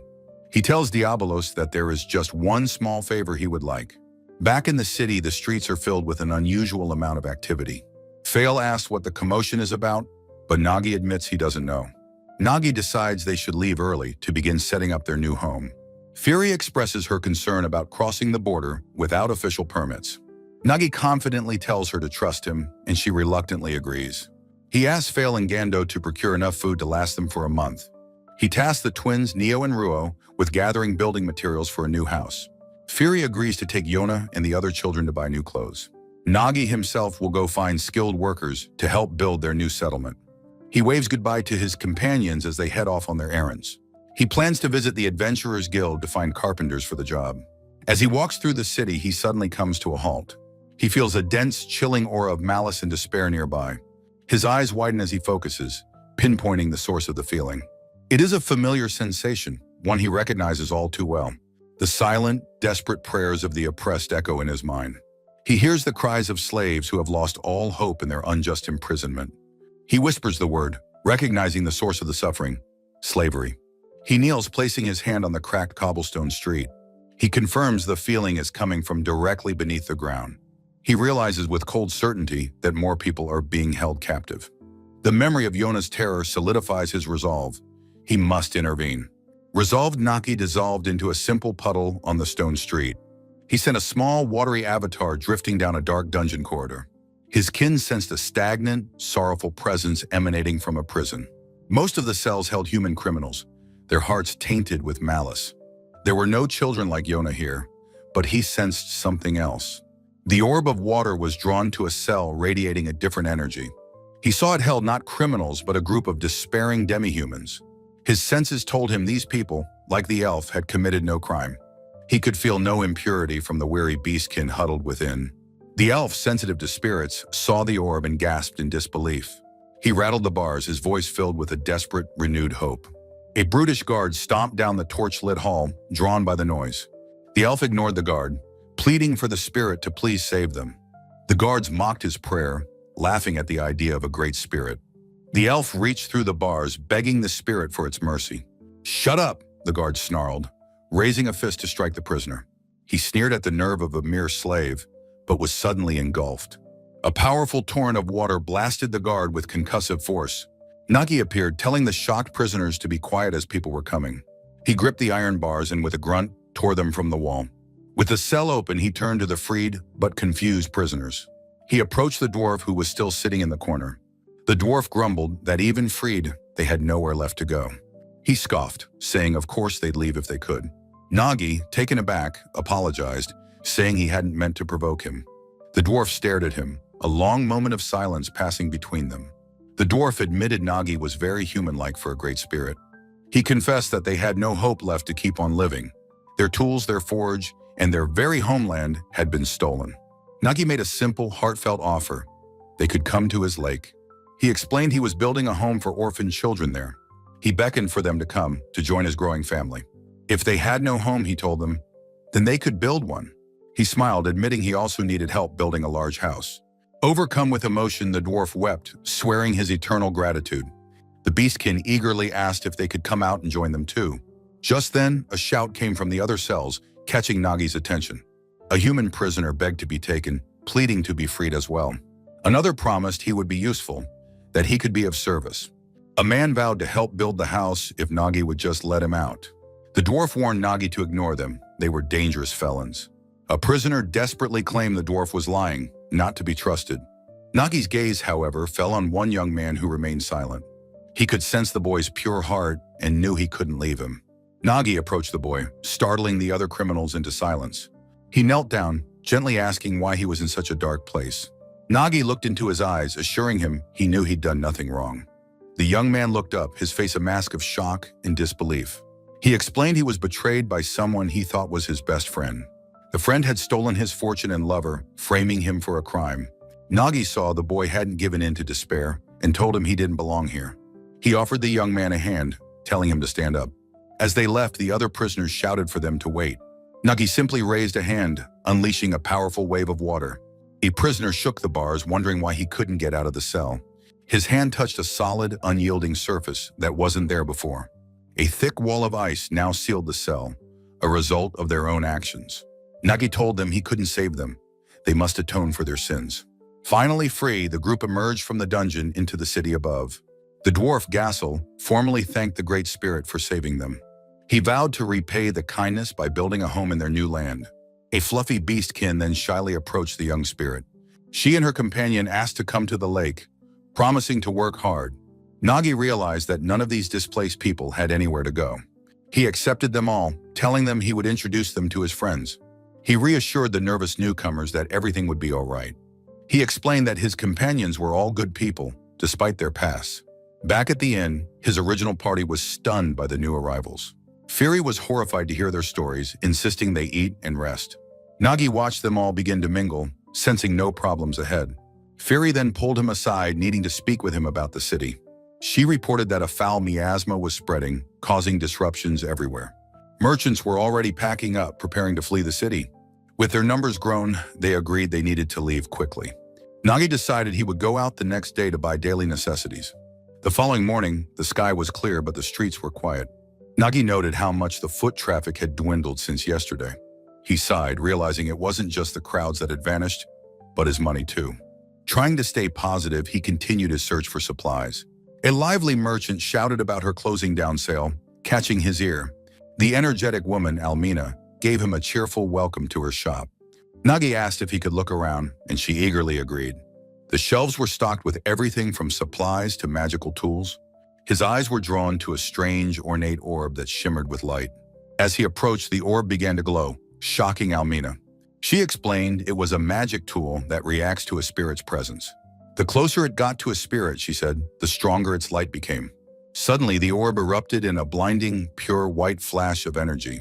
The light was so intense it filled the entire shop. In the brilliant glow, Nagi's true spiritual nature was revealed. Flustered, he stammered, trying to explain that he was, in fact, Sabru, a great spirit, Almina finished, her eyes wide with astonishment. The shock was too much and she fainted, falling backward. She let out a soft groan as she slowly began to stir. When she awoke, a concerned Nagi asked if she was all right. Almina apologized profusely, asking why a great spirit was in her shop. Her merchant's mind began to work, realizing his large group would need supplies. She noted that self-sufficiency has its limits, and Nagi agreed. She then made a bold offer. Why not entrust all the logistics to her? She was already closing her shop to seek a new venture anyway. Nagi looks on in surprise, asking if the enthusiastic merchant truly wishes to join them. Almina passionately declares their meeting an act of fate, asking to join Nagi's retinue. She makes a grand offer of her entire inventory, proving she is a merchant to her core. And so, with a cheerful salute, Almina the merchant officially joined their growing party. Their two covered wagons departed Mariol, beginning the final leg of their long journey. The heavy wooden wheels trundle along the dusty path, kicking up dirt as they go. Fury notes that they are now far from any country's border, as Nagi had instructed. Nagi reassures her they are meeting someone, prompting Fury to ask if more migrants are coming. Before he can answer, a massive shadow falls over them, and Fury looks up in shock. A colossal black dragon swoops low, its sheer size dwarfing their entire caravan below. As his companions panic, Nagi calmly apologizes for making their mysterious guest wait. The party stands frozen in terror as the magnificent black dragon lands before them. Fail shouts in disbelief, recognizing the very same dragon that was recently sighted in the region.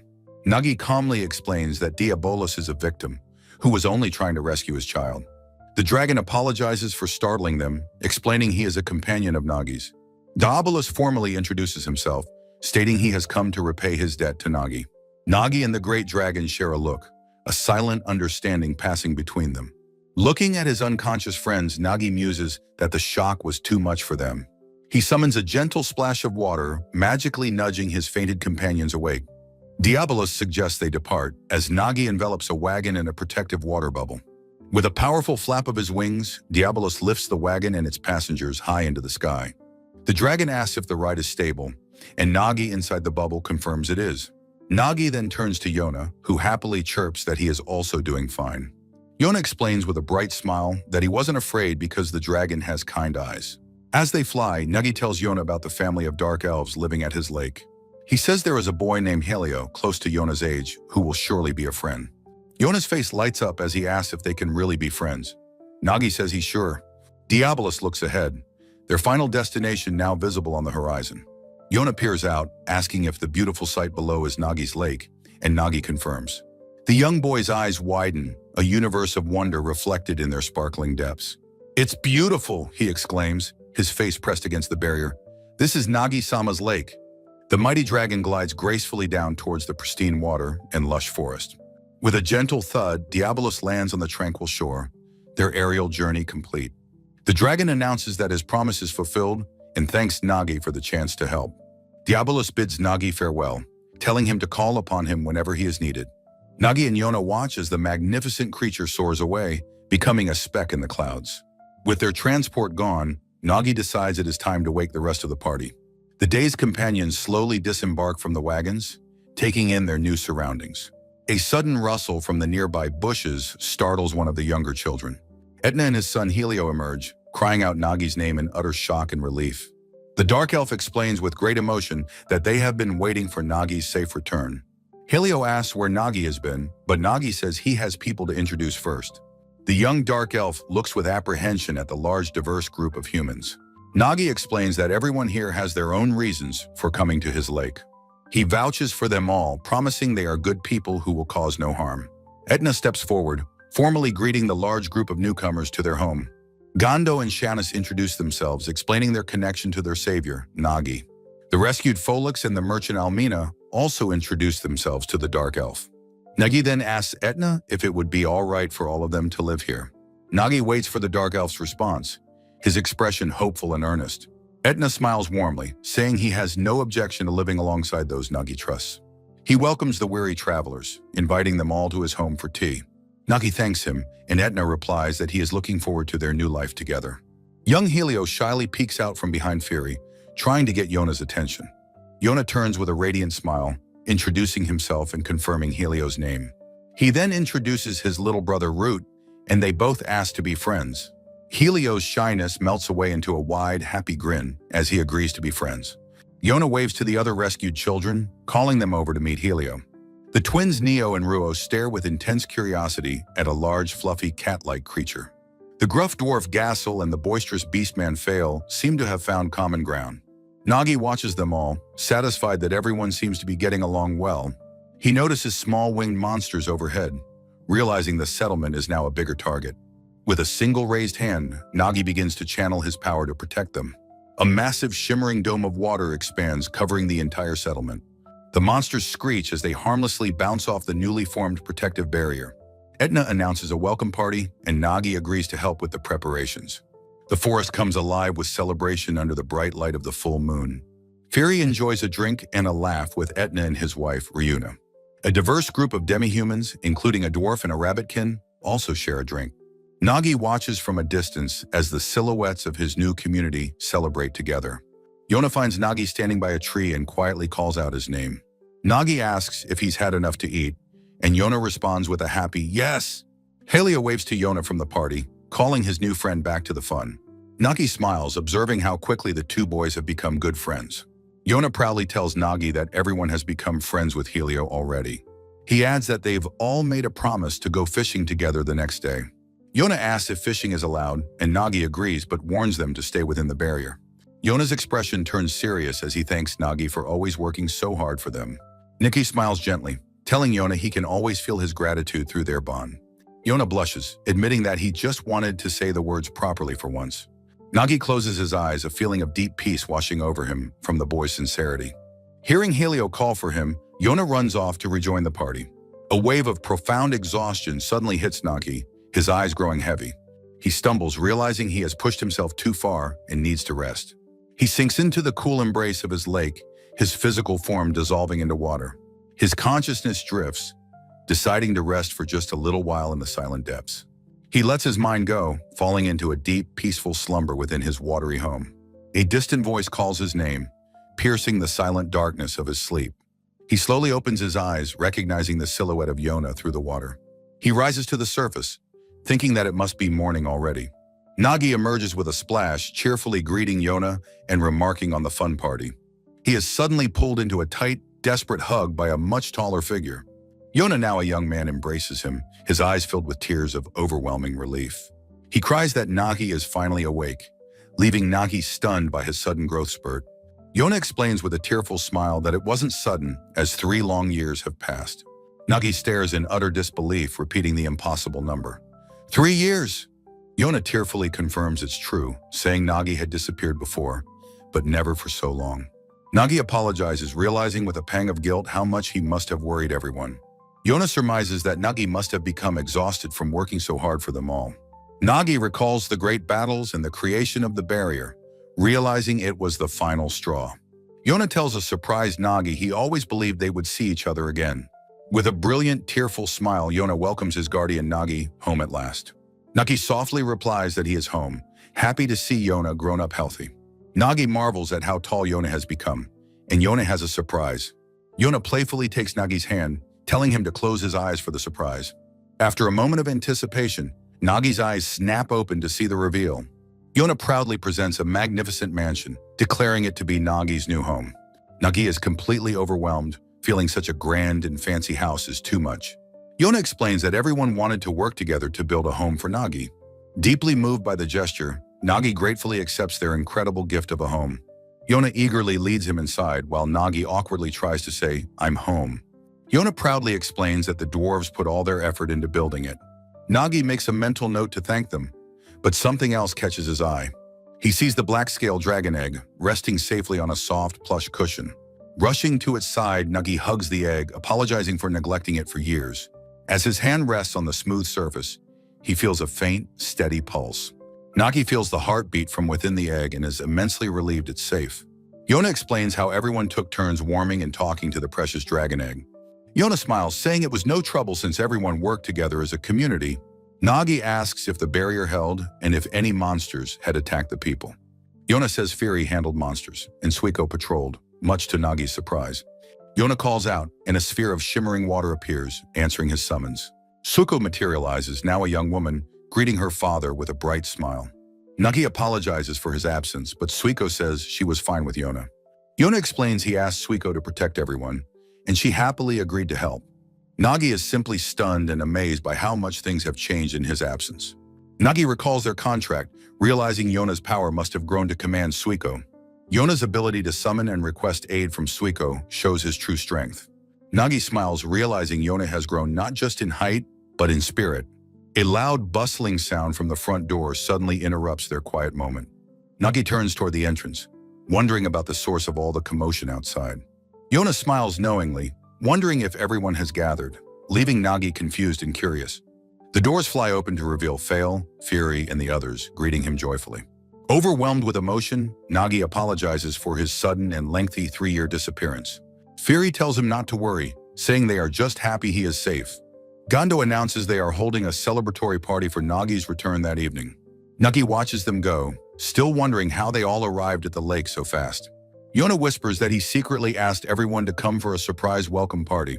Nagi asks to invite the other children, and Yona enthusiastically agrees they should come. Nagi smiles warmly, saying he is looking forward to seeing everyone at the party. At the party, Nagi is surprised to see a huge crowd of dark elves. Etna greets him with a wide, joyous smile, happy to see him again. Nagi thanks Etna for the party, remarking on how lavish the celebration has become. Etna explains new dark elf refugees helped farm, resulting in a bountiful harvest. Nagi observes the crowd, realizing how much the town's population has grown over time. Etna apologizes for allowing newcomers without permission, but Nagi tells him not to worry. Nagi says the barrier keeps evil out, so he won't object to their decision. Overcome with emotion and gratitude, Etna weeps tears of absolute, profound joy. A dark elf woman interrupts them, placing a large bowl of fresh salad down. They offer him the salad, and Nagi confirms that it is absolutely delicious. Nagi praises the fresh vegetables, and the woman invites him to see their fields. Hearing this, another woman eagerly invites Nagi to come and visit their forge too. The dwarf Gassel appears, greeting Nagi warmly and saying it has been a while. Nagi thanks Gassel for building the house, but the dwarf says thanks aren't needed. Nagi's gaze sharpens as he remembers a promise he made to the proud dwarf. He recalls his promise, using his power to raise a forge from the earth. Nagi smiles, happy to see the dwarves once again practicing their beloved craft. Etna remarks that thanks to the dwarves, their settlement is now like a town. A beastkin looks forward to exploring the new bustling town the next day. Nagi closes his eyes, content and glad that everyone seems to be living happily. The sun rises on a new day, casting light upon the thriving community. Nagi watches from the edge of the forest as people happily tend the fields. Yona spots Nagi from a path and happily waves him over to join him. Walking with Yona, Nagi is amazed to see that it's become a real town. As they walk through the streets, a cheerful voice suddenly calls out Nagi's name. The merchant Almina greets them with a bright and welcoming smile from her shop. Nagi asks if this is her shop, and Yona proudly confirms that it is. The shop thrives by trading monster parts and vegetables with nearby villages for goods. Nagi notes how prosperous everyone's lives have become since he was last awake. Almina is grateful as the high-ranked monsters provide valuable materials for her trade. Nagi tells Almina they are heading off to the forge, and she waves goodbye. Nagi and Yona burst into the forge, cheerfully announcing their arrival to Gassel. Gassel welcomes them, and Nagi compliments the magnificent forge he has built. Gassel laughs, reminding Nagi he said the dwarf could do as he pleased. The dwarf proudly presents a sword he forged, asking Nagi to inspect his work. Nagi holds the weapon, admiring the beautiful and intricate decorations on the short sword. Gassel reveals they found mithril while mining, much to Nagi's complete and utter shock. Gassel tells Nagi he has a very important favor to ask him about the sword. He asks Nagi to bestow his divine blessing upon the newly forged mithril blade. Nagi realizes he can bless the mithril since it was mined in his domain. Tendrils of pure water begin to swirl around his hand in the mithril sword. He holds the blade aloft as it transforms, glowing with a powerful divine light. Gassel and the other dwarves stare in absolute awe at the transformed glowing blade. Gassel exclaims that the blade has become a legendary spirit sword, confusing Yona. Yona explains it is a supreme weapon, one of 10, wielded by the Chosen. Nagi turns, calling Yona's name as he offers the legendary spirit sword to him. Nagi tells Yona to try holding the sword, and the boy hesitantly agrees. As Yona grips the hilt, an incredible aura of water erupts all around him. He looks at the blade, utterly mesmerized, whispering that it is truly beautiful. Yona feels dizzy, but Nagi reassures him practice will help him master its power. Suddenly, Root and Nasha burst into the forge, urgently calling out for Nagi. Root scolds his sister for being so loud, but she just grins sheepishly. Nasha runs up to Nagi, telling him something terrible has just happened outside. They explain a dragon's messenger is outside the barrier and wants to see him. Nagi is left completely confused, wondering what a messenger of the dragon could be. Nagi finds the messenger, a dragonkin, who formally asks if he is Nagi. The messenger confirms he is from the dragonkin and introduces himself as Danif. Danif reveals he has come following the last will and testament of Diabolos. Nagi is stunned by the news, asking what Danif means by last will. Danif closes his eyes, his face a mask of sorrow, unable to say more. Nagi invites the solemn dragonkin, Danif, to his home to hear the full story. From his mansion window, Nagi asks what happened, and Danif begins his tragic tale. Danif explains that after Nagi's rescue, Lord Diabolos hid in a secret domain. In a flashback, Danif narrates that for a time, they all lived in peace. This peace was shattered when envoys from the Luganus kingdom arrived at their village. The envoys slandered Diabolos and demanded to be taken to the great dragon's lair. The loyal dragonkin refused the order, drawing their weapons to defend their king's honor. Though the envoys left that day, their retreat was merely a temporary, ominous deception. They soon returned, but this time, the lead envoy brought a massive army with him. The army immediately attacked their village, causing terror and destruction among the dragonkin. The enraged envoy screamed at the villagers for siding with the vile dragon. Though the elite dragon knights fought bravely, the kingdom's heroes turned the battle's tide. Diabolos was forced to intervene, unleashing a powerful breath attack upon his enemies. The devastating blast of energy ripped through the battlefield with incredible force. The dragonkin cheered, believing their king was driving the human army back. Diabolos, however, knew it wasn't over, fearing a new invasion was imminent. He roared that he would destroy the foolish humans, alarming his followers with his resolve. He turned to a shocked Danif, stating he was aware of the risks, but had a request. He ordered Danif to take his child to Nagi for protection if he did not return. Danif finishes his story, explaining that Diabolos fell at the end of the fierce battle. A soft sound comes from the basket as its occupant begins to stir. Nagi looks at the basket, wondering if the great dragon's child is inside. Danif pulls back the cloth, revealing Lord Baragius, the son of Diabolos. The small fluffy dragon floats out of the basket with a soft, gentle sound. Baragius lands comfortably in Nagi's lap, immediately trusting the Great Spirit. Nagi slowly reaches out a hand, his touch gentle and reassuring. The young dragon nuzzles against his fingers, accepting him without hesitation. A single tear of empathy and sorrow for the fallen king rolls down Nagi's cheek. He asks about Diabolos' remains, and Danif confirms they were laid to rest with care. Nagi smiles, vowing to honor Diabolos by raising the child in his memory. He looks at the sleeping Baragius and declares that he will take care of him. Nagi offers to help Danif's village, earning the dragonkin's profound thanks. Danif makes one final plea, asking Nagi to take good care of Lord Baragius. With his duty done, Danif departs, leaving Baragius in Nagi's care. Nagi promises the chirping Baragius he will raise him to be a splendid dragon. A week later, Baragius is seen playing happily with the children of the community.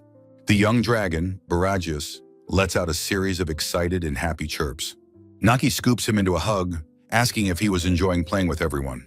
He tells the floating Baragius it is time to go hunting to make him stronger. A rustling sound from the nearby bushes immediately catches the young dragon's attention. A small translucent slime hops out, and Nagi greets the now familiar creature.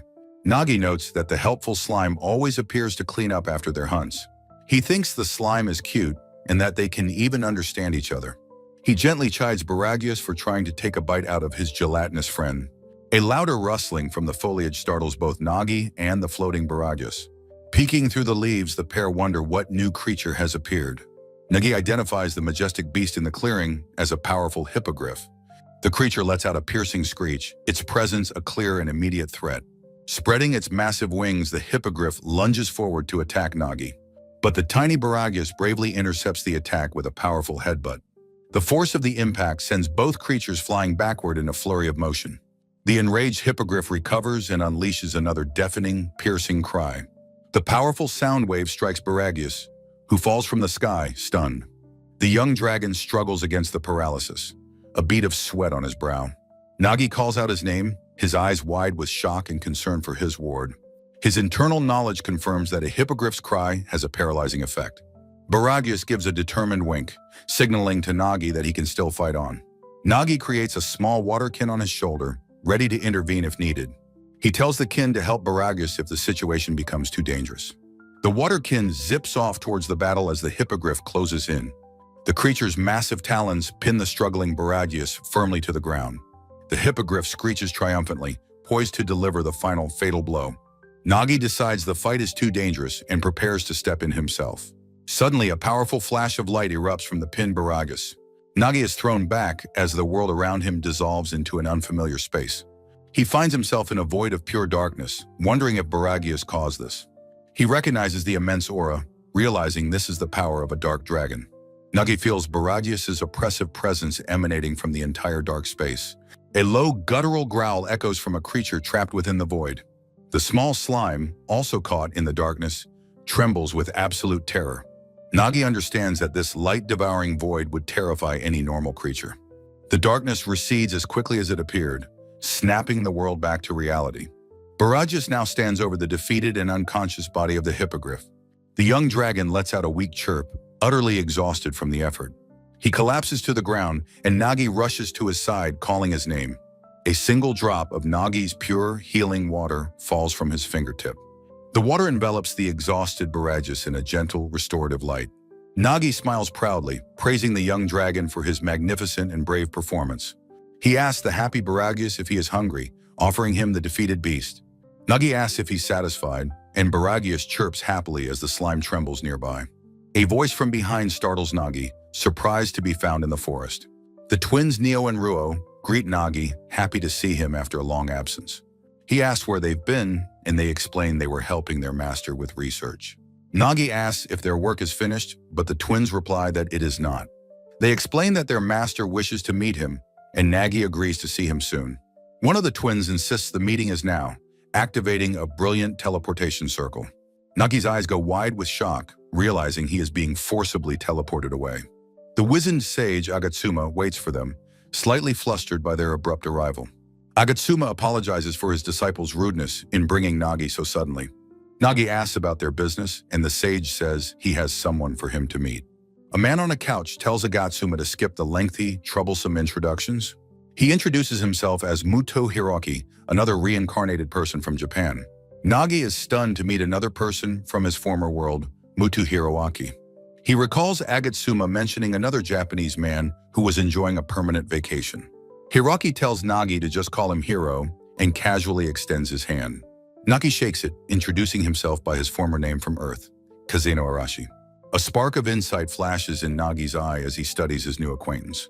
He asks Hiro if he might not be human, and Hiro is impressed by his perception.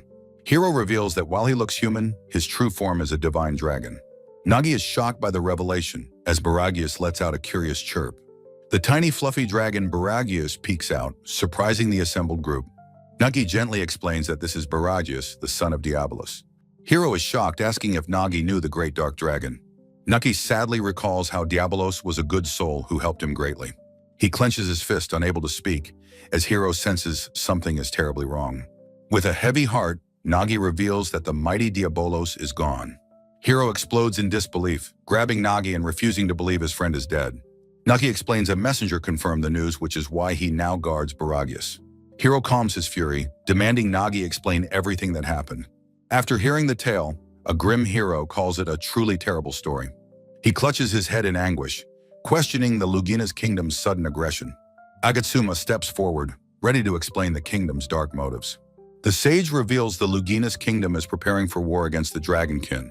They are using the recent destruction of Mariol as their justification. Agatsuma clarifies they are blaming the Dark Dragon, justifying his subjugation. The kingdom also plans to blame the village for the heroes who died. Nagi recalls the kingdom used a forbidden curse to imprison Diabolos. Agatsuma confirms Nagi is right, but says the matter is not so simple. He reveals the forbidden curse can only be wielded by one sinister race. They realize the kingdom may be manipulated by the malevolent demon clan. A dark grimoire details the demon clan's ancient rebellion against the gods. The book shows how they curse and seek to dominate all other races. Nagi understands they are the sworn enemies of this entire world. He asks if this means the humans are the ones truly at fault. Hiro sees that it was human heroes who ultimately killed the dragon. He vows to make them understand the terror of angering the dragons. Nagi watches his friend, concerned by his overwhelming righteous rage. Hiro declares he cannot stand by and watch Diabolos' memory be tarnished. He recalls his promise to lend the great dragon his strength if needed. Hiro turns to Nagi asking for his help, but Nagi hesitates. Nagi worries that the collateral damage of this conflict will harm innocent people. Agatsuma agrees, saying they must avoid harming uninvolved citizens. He then turns to them both, explaining that he has a request. He asks them to go to the village and intercept the attacking army.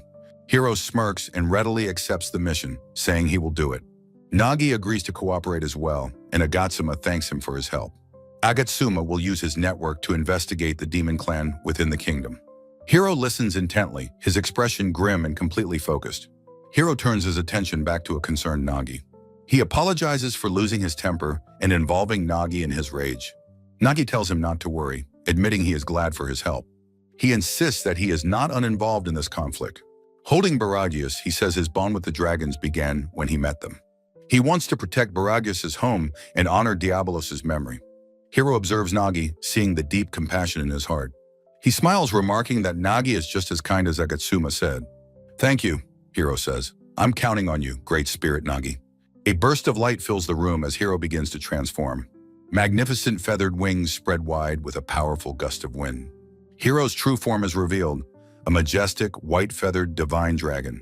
Nagi sits atop the dragon's back, thanking him for the ride. Hiro says if not for war, he could have brought the child to the village. "Hiro," the dragon roars. "All right, let's fly to the village." Nagi looks up, thinking he should have brought the child to the village. Nagi explains to his companions that he must go to the Dragonkin village. Fury promises that their town will not get caught up in the conflict. The Dark Elves say they will guard the place while he is gone. Yona steps forward, calling out to his beloved Nagi-sama. He pleads passionately for Nagi to take him along this time. He insists he can now fight and has learned to use his spirit sword. His eyes burn with resolve. He wants to be useful to Nagi. Nagi gently places a hand on Yona's head with a soft sound. He tells Yona he knows he has grown strong in both body and spirit. Yona looks hopeful, but Nagi explains that fighting is not the only way. He asks Yona to help him by protecting their home and everyone in it. Yona clenches his fist, understanding the weight of his new responsibility. He smiles, promising to protect everyone in Nagi's place. Yona's voice echoes in the darkness, wishing Nagi a safe journey.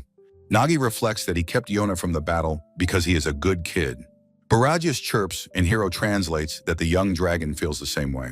Nagi reassures the playful Baragius, who nuzzles him insistently. Hiro notes that Baragius seems worried about his homeland. Nagi says he wanted to honor the child's wish to see his father's home. He hugs the young dragon, reminding him to keep his promise. Baragius calls out Papa, and Hiro asks if he means Nagi. Hiro's dragon eye shows he is translating the young dragon's words. Nagi looks ahead, announcing they should be able to see it soon. The breathtaking Dragonkin village appears, nestled among floating mountains. Chapter 15 begins, "Because I will protect you." An elderly Dragonkin welcomes them, introducing himself as the elder, Royas. Royas correctly identifies the divine dragon, the young dragon, and great spirit Nagi. Nagi smiles warmly, confirming that the elder is correct. The elder and his companion bow deeply, welcoming them with all their hearts. Baragius floats playfully above the elder's head, chirping curiously. Royas smiles, noting that Baragius has grown and looks well. Nagi begins to explain the grave reason for their arrival. Royas and Danav thank them sincerely for coming to protect their village. The elder reports that the enemy army will arrive in a few days. Nagi says before the battle, he wants to take Baragius to see Diabolos. Royas agrees to guide them to the mausoleum, and Nagi thanks him. The magnificent mausoleum sits atop a cliff, bathed in heavenly light. They stand before the massive, beautifully carved statue of Diabolos. Nagi gazes up at the monument, his heart filled with silent reverence. Hiro quietly remarks on the beautiful, peaceful resting place they made for him. Barajas lets out a soft, mournful cry upon seeing his father's likeness. The little dragon collapses, his body shaking as large tears fall. Nagi looks up, his voice filled with sorrow as he whispers Diabolos' name. He kneels, wishing he could have met him one last time, and bids him rest. A single tear falls as he vows to protect Barajas in the village. The ethereal spirit of Diabolos appears, accepting Nagi's heartfelt vow.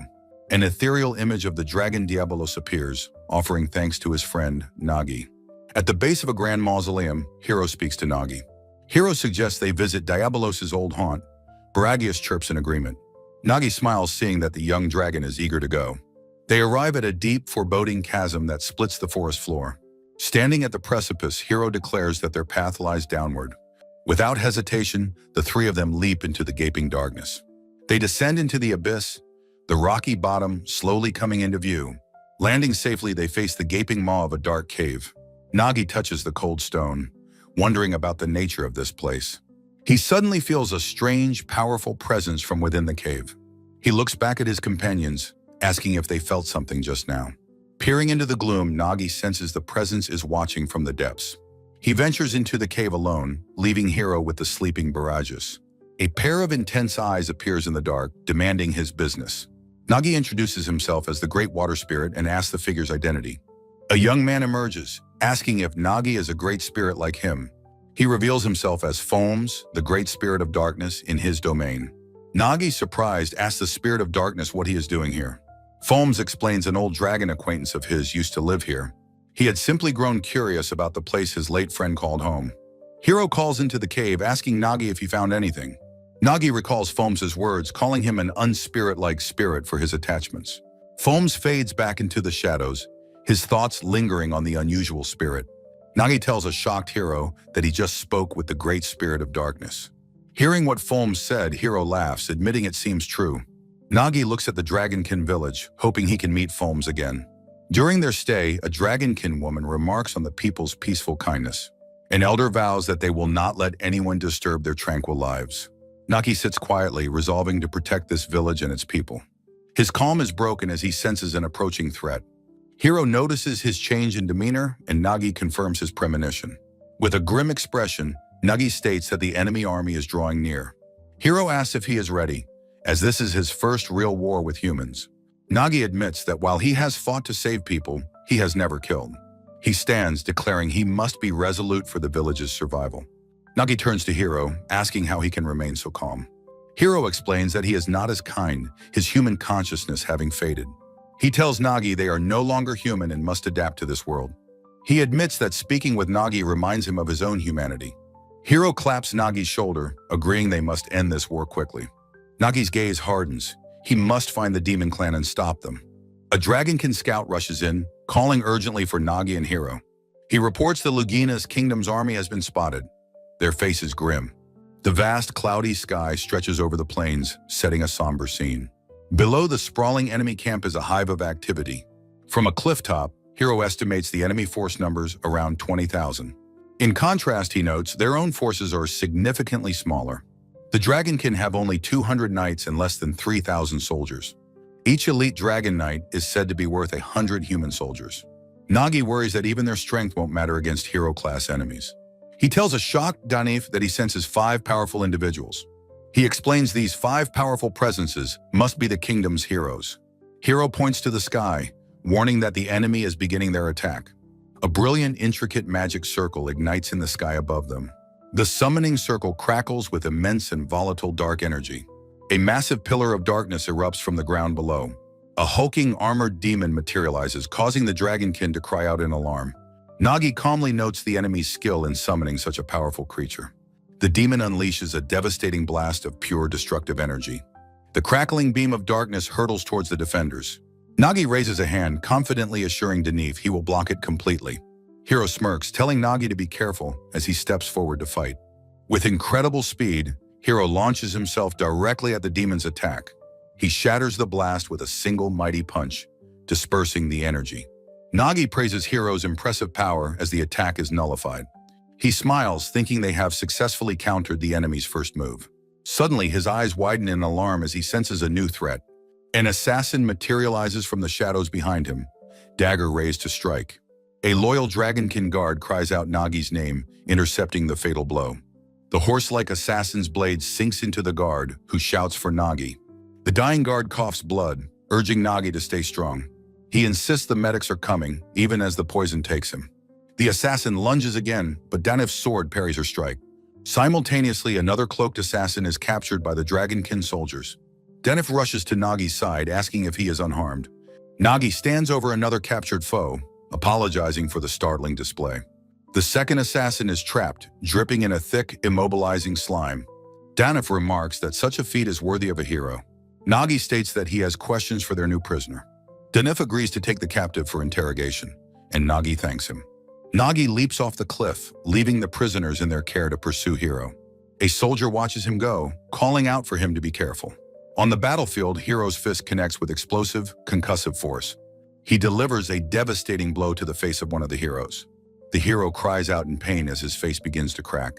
Hiro stands over his fallen opponents, mocking their weakness. The remaining two heroes prepare to attack, seeing an opening. The female hero rushes forward, her eyes glowing with power. Hiro effortlessly dodges her swift, precise attack. She tells him his form is sloppy and full of openings. Her eyes narrow as she presses her assault, repeating her criticism. Hiro stands confidently in the center, surrounded by his three assailants. The male hero swings his massive battle axe down with all his might. Hiro sidesteps the attack with impossible ease, the axe missing completely. He catches the weapon's haft in one hand, stopping it dead. Using the axe as a vault, he flips over his foes, making them collide. The female hero cries out in shock as their coordinated attack fails. From above, Nagi notes that Hiro can likely defeat three heroes alone. Hiro, bruised but triumphant, shouts up from the crater, asking if that's all they have. Hiro boldly declares he will handle the last of their foes himself. With a heavy thud, a foot steps onto the ravaged battlefield. Nagi surveys the fiery ruin, identifying it as Hiro's powerful breath attack. He walks across the scorched earth, sensing no signs of human life. Aside from a single disintegrating tent, the enemy camp is completely empty. Freyja frantically looks at her supplies, realizing the situation is dire. Clutching her grimoire, she screams that she was never warned about this. Nagi calmly confronts her, asking if she truly intends to run away. Freyja seethes, unable to believe her summoned beast was defeated in one blow. Water swirls around Nagi's hand as he asks if she mistook him for an ally. Lances of water shoot past the startled mage with incredible speed. Freyja, trapped in a barrier, demands to know who this powerful stranger is. Nagi identifies himself as their enemy, offering a chance for peaceful surrender. She furiously rejects his offer, refusing to believe such absurd claims. With a powerful incantation, she summons a hulking armored minotaur. Nagi calmly raises a hand, preparing to meet the creature's charge. The minotaur is stopped dead in its tracks by a wall of swirling water. Nagi encases the beast in solid ice, declaring that it can no longer move. Biting her thumb in frustration, Freyja flips through her book of spells. She summons another monster, a massive bird-like creature called a Bakuna. The fearsome beast stares down Nagi with its cold, predatory eyes. Freyja commands her creature to deliver the finishing blow to the spirit.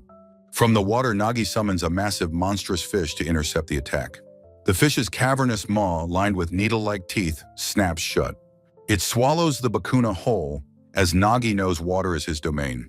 The waterfish explodes in a brilliant flash, the monster utterly gone. Nagi calmly informs the stunned mage that she was simply outmatched. She screams in disbelief, asking what he is and why her magic fails. He tells her to cease her pointless resistance now that she understands. In a final, desperate act, she invokes a forbidden art, summoning three legends. The grotesque, multi-limbed behemoth roars, its many arms ready to strike. The captured hero Diabolos commands the three colossal beasts to kill Nagi. On the other battlefield, a hero laments their inability to defeat their foe. Hero cracks his knuckles, unimpressed by the so-called power of these heroes. A female hero charges him, telling him not to get too full of himself. Hero calmly decides that it is finally time to get serious. The hero is sent flying backward from the force of Hero's powerful blow. A blast of dark energy strikes her squarely in the chest. Hero looks on dispassionately, stating that she is the first one down. A heavily armored hero curses, watching his comrade Freyja fall. He roars that her death will not be in vain, preparing his final attack. Another hero unleashes a rain of glowing swords, his Sword of Damocles. The armored hero smashes the ground, sending a powerful shockwave forward. The combined attacks erupt in a massive explosion of earth and steel.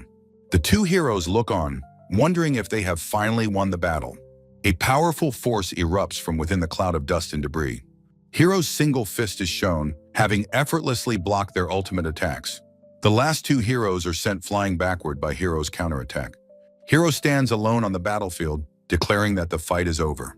He notes Nagi is still fighting, but feels his help would be unnecessary. The 100-handed Hecaton Cherries unleashes a relentless barrage of punches.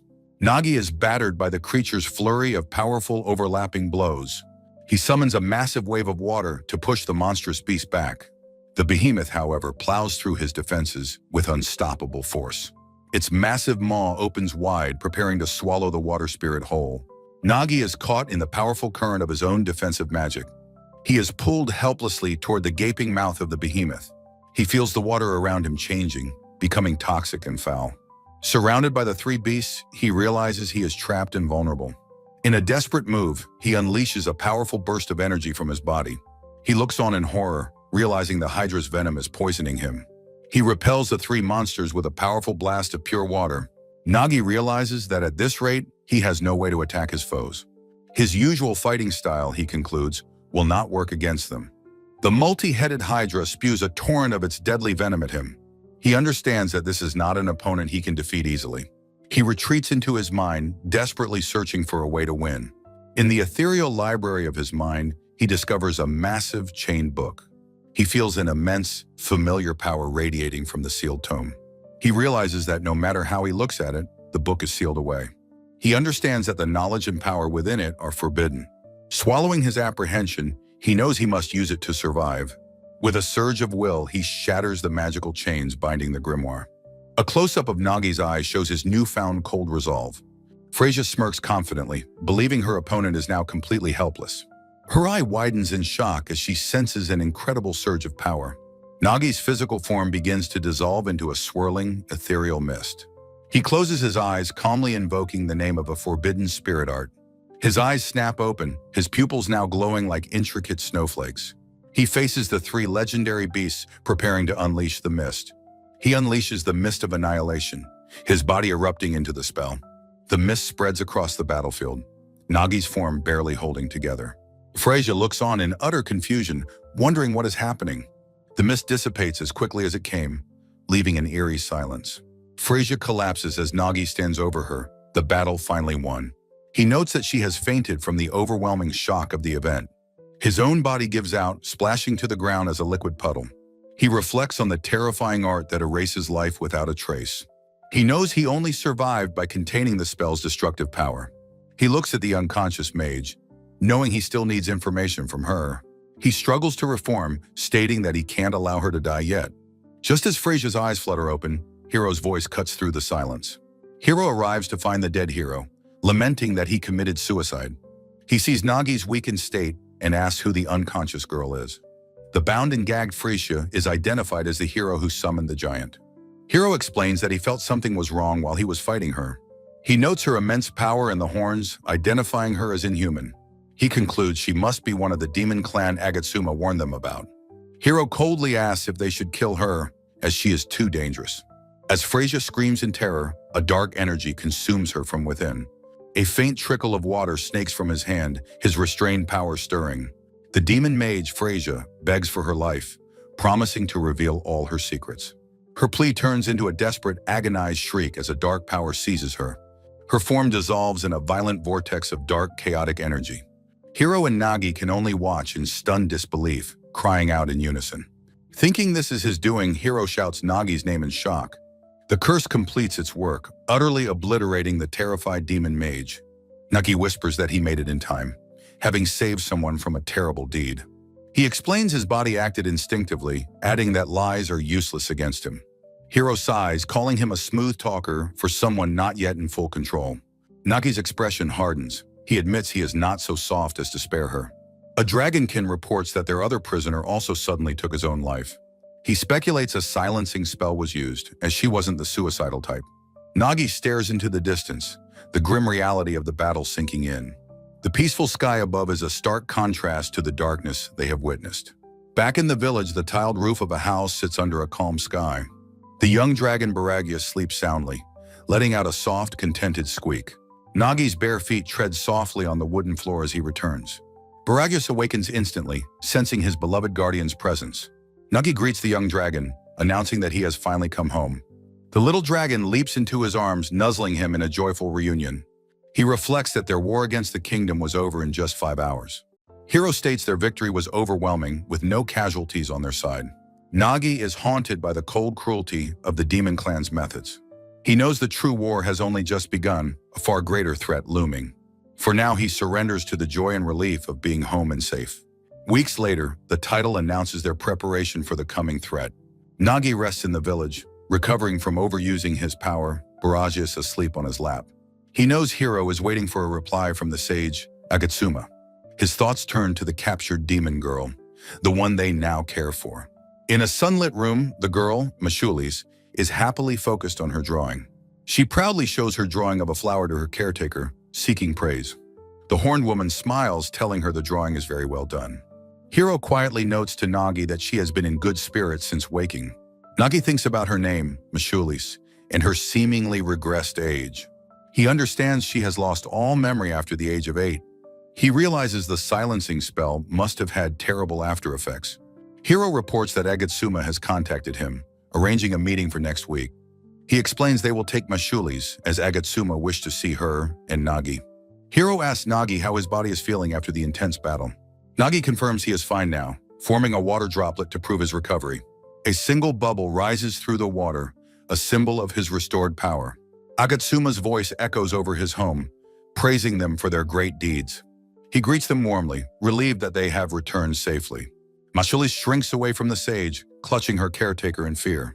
The caretaker apologizes for her shyness, but Agatsuma simply asks her to come closer.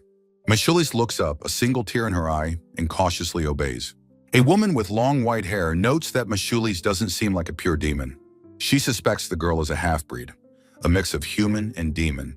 Agatsuma confirms this, explaining it's why she could wield the forbidden summoning magic. Nagi realizes the immense strain and pain she must have endured. Hiro asks why she is now acting like a frightened child. Nagi thinks her powerful aura is being misinterpreted by others as simple fear. Agatsuma explains her mind regressed to escape the trauma she was forced to endure. The sage states she was suppressed by fear, forced to do unspeakable things. Nagi realizes she only fought so desperately because she knew death was the alternative. Hiro mentions his informant in the Lugina's kingdom, asking if Agatsuma has news. The sage's face darkens. His contact has gone silent, filling him with dread.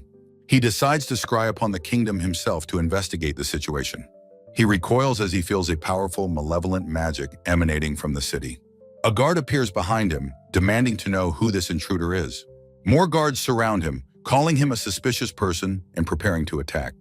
Their captain gives the order to capture the powerful old man. Agatsuma realizes with horror that they have all been brainwashed by the demon clan. He grips his staff, declaring that he will now set their minds free.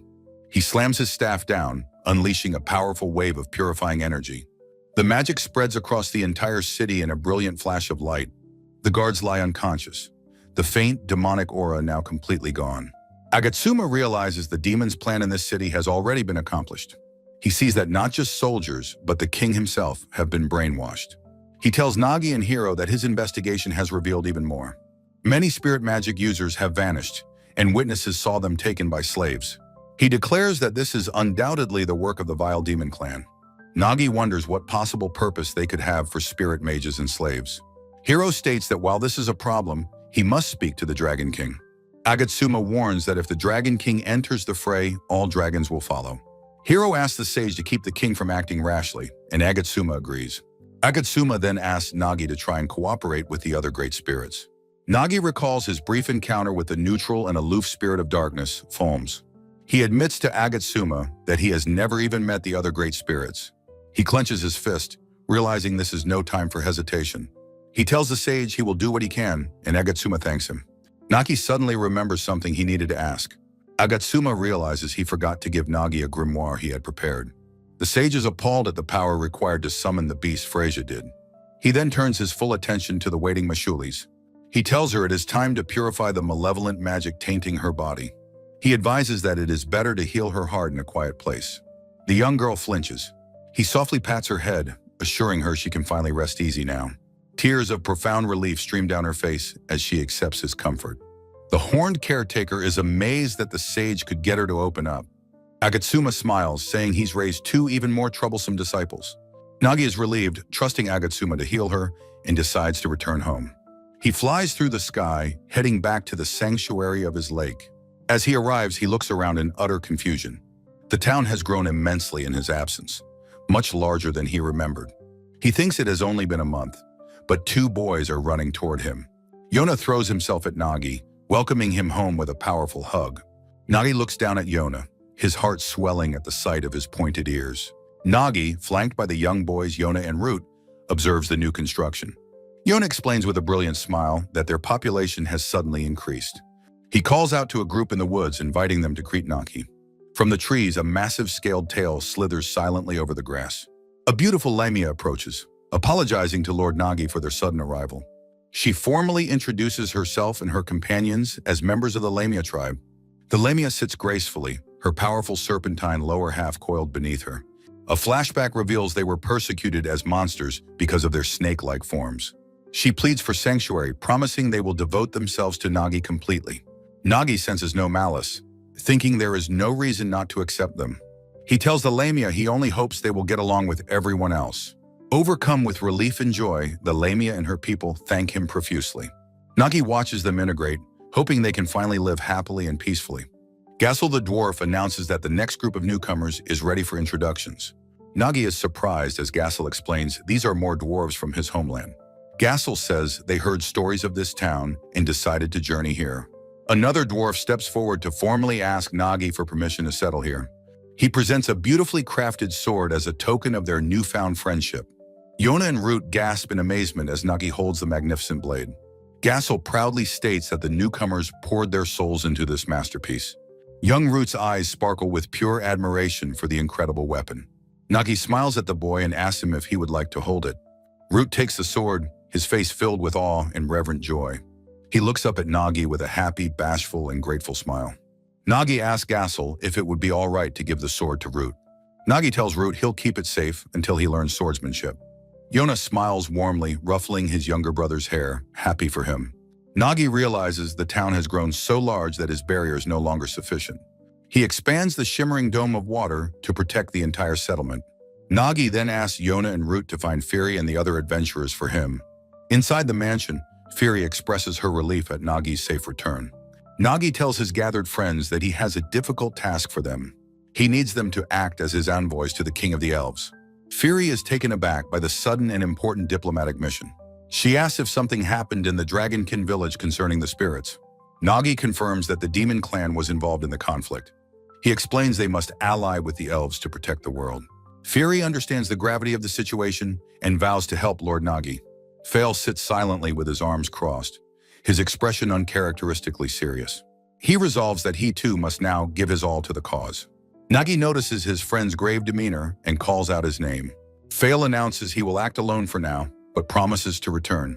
Nagi is surprised by his friend's intensity, wondering what has happened. He agrees to wait for Fail, who thanks him with a slight smile. As Firi's party prepares to leave, Nagi stops them with an idea. He materializes a massive shimmering spirit stone, stunning Firi with its size. He explains it will prove their authority and prevent any misunderstandings. Firi accepts the precious stone and promises to be careful on her journey. Nagi's hand drips with the pure, life-giving water that is his essence.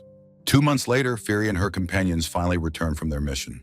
They are accompanied by a regal procession of elven knights and their prince. The elven prince announces they have come to greet the great spirit Nagi. Nagi is completely baffled by the arrival of the unexpected royal delegation. The handsome elf introduces himself as Prince Wilrion Silnia Finlet. Nagi breaks into a nervous sweat, realizing this is the actual crown prince. He only meant to give the elves a heads up, not summon royalty. Nagi formally introduces himself as the great spirit to the surprised elves. He asks Firi what could have possibly happened to cause this. Firi explains the spirit stone's immense power was felt across the kingdom. The elven king investigated and confirmed they were indeed Nagi's envoys. The king took his message seriously and dispatched the special envoys. Fury admits she was so overwhelmed by the prince's presence that she fainted. Nagi realizes he must be more careful with his interactions from now on. Inside the Grand Mansion, the prince formally addresses Lord Nagi. He presents a royal decree, a scroll sealed with his father's crest. Kneeling before Nagi, he offers the scroll, which Nagi agrees to inspect. The wax seal on the important document is broken with a soft crack. Nagi's eyes widen slightly as he begins to read the elven script. The prince states the letter conveys a sincere desire for a strong relationship. Nagi understands the kingdom wishes for a close alliance with his town. The prince declares that his nation will offer its complete cooperation. He asks to first hear Nagi's wishes and the details of his situation. Nagi recounts the war with Luginas and the demon clan's manipulation. The prince understands the gravity of the situation with the demons. Nagi asks for the elves' help in contacting the other great spirits. He then asks if the prince requires anything from him in return. Nagi assures him that he is more than willing to help them. The prince makes a humble but desperate request concerning his dying uncle. He explains that the former king is afflicted with an incurable illness. Nagi summons a vial and fills it with his pure, healing water. He says this water healed the dark dragon's forbidden curse. The prince is shocked, realizing this can cure the legendary affliction. He thanks Nagi profusely, now full of hope for his uncle's recovery. After a few days of trade talks, the elven prince and his party depart. Just as they leave, a new group of visitors appears at the settlement. Nagi walks to meet them, greeting Fail and saying he kept him waiting. Fail respectfully corrects him, asking to be addressed as the Great Water Spirit. Nagi welcomes his friend back and asks who his companions are. A large, imposing white tiger man steps forward, offering to explain. He introduces himself to the Great Spirit as Shoro. He announces they are a delegation from the Judalist Kingdom. Shoro says they have come on Prince Falion's advice to form an alliance. Nagi nervously introduces himself as the Great Spirit, an uneasy feeling growing. He turns to Fail, repeating the name Falion, Prince with dawning realization. Fail winces, knowing his secret identity has just been exposed. Nagi delivers a swift, comical punch to his friend's side in frustration. Fail finally confesses that he is the third prince of Judalis who ran away. Nagi deadpans that the runaway prince has certainly caused a lot of trouble. Fail grins, explaining that he spoke to his father on Nagi's behalf. He says the Judalis kingdom wishes to forge a strong bond with Nagi. The tiger man Shoro explains that the prince spoke of Nagi with unwavering conviction. Fail adds that Nagi's divine aura and the lake's barrier prove he is a great spirit. Fail formally asks to cooperate with Nagi, who is pleased to accept his offer. With a confident smile, Fail suggests they begin their discussions immediately. Nagi reviews the 3 drafts of the treaty, feeling they are sufficient. He reads the mutual defense clause, adding a stipulation about his role as a spirit. His eyes show firm resolve. He will not aid any wars of aggression. The treaty promises mutual aid and protection for their citizens in times of disaster. Fail outlines the terms for fair trade and the consequences for breaking the rules. Fail asks if they can amend the treaty later, and Nagi agrees it's no problem. Fail's smile widens as he speaks again, now in his official capacity as a prince. Nagi warmly returns the sentiment, looking forward to their alliance. They seal their historic pact with a firm and meaningful handshake.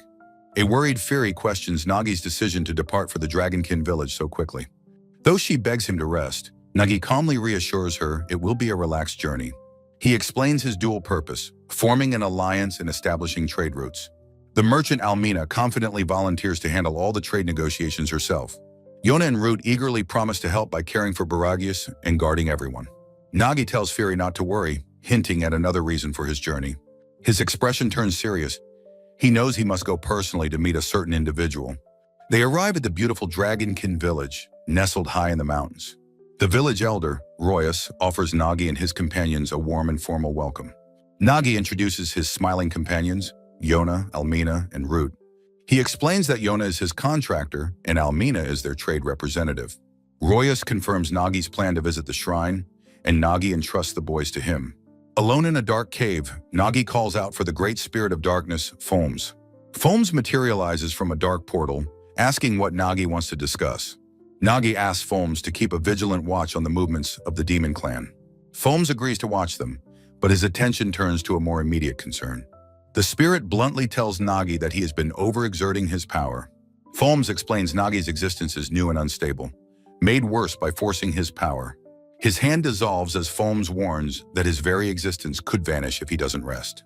Nagi admits he knew but fears sleeping would leave them vulnerable to the demon clan. Foams chides him, stating that trying to handle everything alone is a mistake.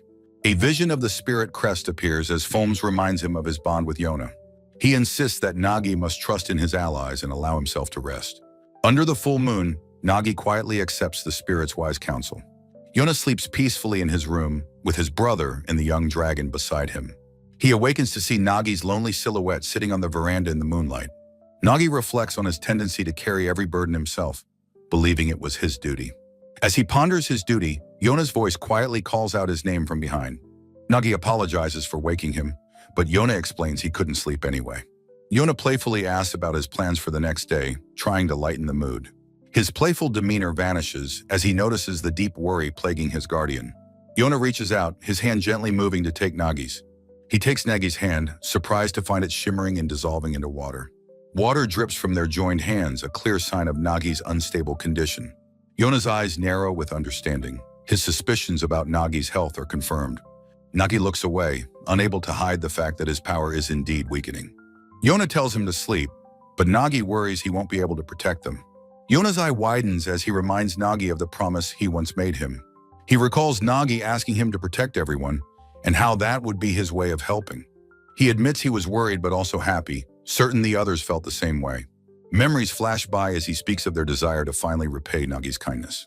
He grips Nagi's hand tightly, begging him not to struggle alone until he falls apart. Kneeling before him, Yona pleads with Nagi to rely on them more. Yona offers a gentle, reassuring smile, his eyes full of unwavering support. Nagi looks at the young man, his resolve beginning to soften.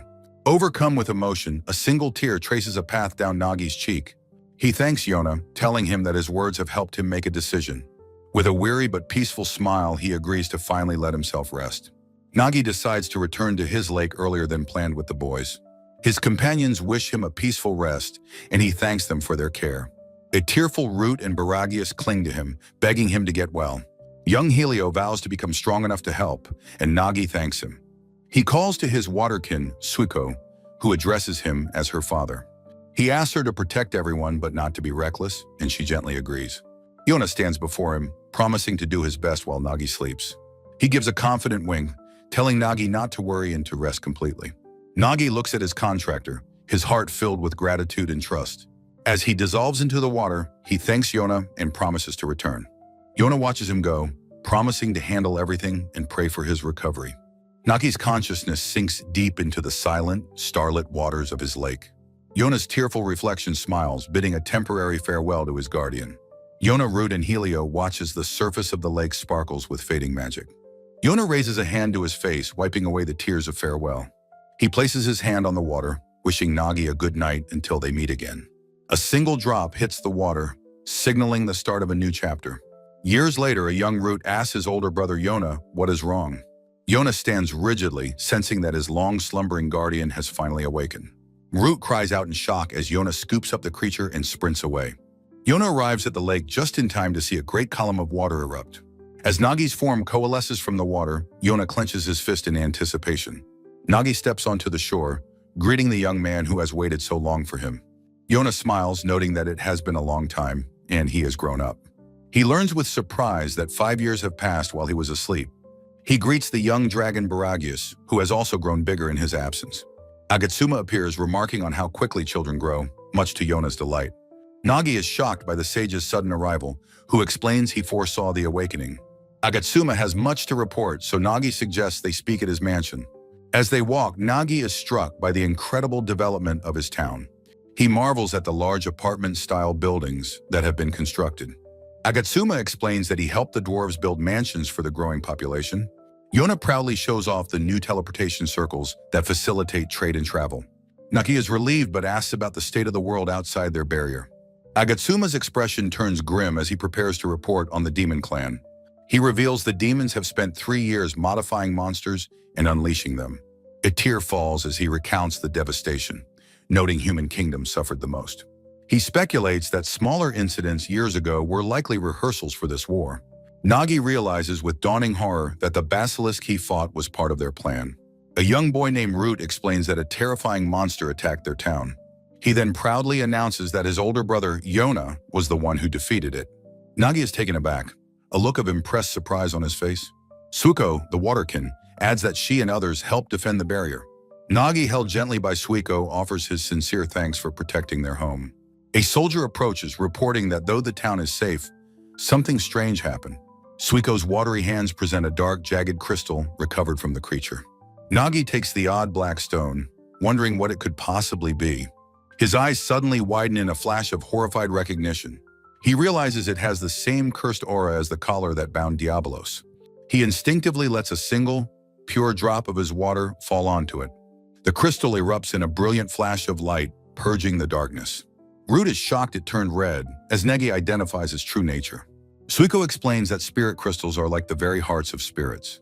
Root's face falls in horror, realizing he destroyed a corrupted fellow spirit. In the mansion, Agatsuma confirms the monster was originally a lesser fire spirit.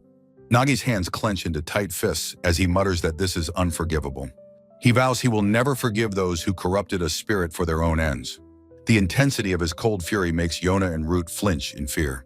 Agatsuma claps his hands loudly, breaking the heavy, tense atmosphere. He suggests they all take a break, as it is nearly time for dinner. Nagi, his anger still simmering, quietly agrees with the sage's suggestion. Later that night, Nagi quietly thanks Agatsuma for his earlier intervention. He says Agatsuma was just being considerate of the tense mood. The sage waves it off, insisting he was simply getting hungry. He then asks Nagi to attend the upcoming alliance meeting. He has allied with humans and the divine dragon to fight the demons. He has also gathered elves, dwarves, beastkin, and spirits to their cause. Nagi worries that he hasn't contacted the other great spirits himself. Agatsuma says the elves and spirits have already created a communication network. Suko reports that the great spirits of darkness, lava, desert, and thunder agree to help. She adds that they are cooperating specifically for Nagi's sake. Nagi realizes his role is to be the bridge to the other spirits. He asks when the meeting is, and Agatsuma says it is in 5 days. Nagi is shocked by the short notice, but the sage explains his reasoning. Agatsuma insists it's a vital meeting that requires everyone's presence. He asks Nagi to come, and the young spirit understands and agrees. The sage declares they will set out together in 5 days' time. A brilliant teleportation circle flashes into existence, humming with power. Nagi and Agatsuma arrive in a grand, unfamiliar palace hall. Agatsuma informs him they are in the palace of the Unicea Empire. They walk through the capital of the great human nation, renowned for magic. Nagi is impressed by the well-kept and imposing architecture. A human king with a weary expression sits at the meeting table. The leaders of the various races are assembled, waiting for them. The elven lord sits with his eyes closed, his expression stern and resolute. Hero, the reincarnated hero, looks profoundly bored by the proceedings. The grand circular table is surrounded by the world's most powerful figures. The dwarven king, Vanuf, looks on with a grim but determined gaze. A regal cat-like beastkin sits beside the wise dragonkin elder. From across the room, Hero spots Nagi and gives a casual wave. He points at Nagi with a familiar grin, acknowledging his arrival. Nagi approaches his friend, saying it has been a long time. Hero says he's been busy reining in the hot-headed dragonkin warriors. Being the Dragon King's right hand has left no time for vacations. He hopes they can both relax once this current problem is solved. Nagi and Hero stand together, ready for the crucial meeting to start. Agatsuma addresses the leaders, thanking them for finally gathering. He states that many of their nations have felt the demon's terror. The Dwarven King warns that their individual nations will eventually fall. Agatsuma declares that to prevent this, they must all cooperate. The Dwarven King raises a hand, ready to ask a critical question. He asks how exactly Agatsuma proposes to solve this problem. The sage reveals his prophecy. A great war will begin within 3 years. He slams his fist down, declaring that winning the war is the only solution. Nagi watches as a heavy sense of dread fills the entire room. In the ancient wars, all races united against the vast demon armies. Despite their combined strength, they could never fully defeat them. Agatsuma acknowledges the demon's power, but tells them not to despair. A king notes that the demon king was defeated in the previous war. The dwarven king adds that the demons shouldn't be at full strength. Another monarch points out the crucial difference between then and now. He says they now have a great spirit and a divine dragon present. Agatsuma raises his staff, proclaiming that they have a great hope. The hall erupts with renewed spirit, vowing to win the coming war. Thanks to Agatsuma's speech, hope fills the room, uniting their hearts. But Nagi's eye catches a flash of something wrong in the corner. A guard who should be an ally smiles with a chilling malice. Hero notices Nagi's sudden change in demeanor and questions him. Nagi instantly erects a swirling water barrier around the suspicious guard. The elven prince cries out as the guard lunges toward him. The assassin is thrown back by the force of Nagi's watery shield. The other leaders are stunned by the sudden, averted attack. The prince demands to know why Nagi protected him and who the attacker is. Nagi explains that he felt a powerful, malevolent intent from the man. The captured guard feigns innocence, asking if there has been a mistake. Agatsuma steps forward, his expression grim, and says there is no mistake. With a crackle of magic, the guard's human disguise begins to shatter. The sage says the guard's wavering magic has proven his true nature. The human face peels away, revealing the snarling visage of a true demon. Agatsuma holds his staff to the demon, demanding to know his name. He asks what the demon's purpose was for infiltrating their meeting. The demon remains silent, snarling with pure hatred. Agatsuma warns that if he chooses silence, there will be consequences. He unleashes a blast of magic, causing the demon to scream in agony. The demon groans, his silhouette smoking from the magical assault. But a gentle rain of healing water from Nagi instantly mends his wounds. Agatsuma explains that they will torture and heal him for eternity. The demon's eyes widen, his face contorting in abject terror.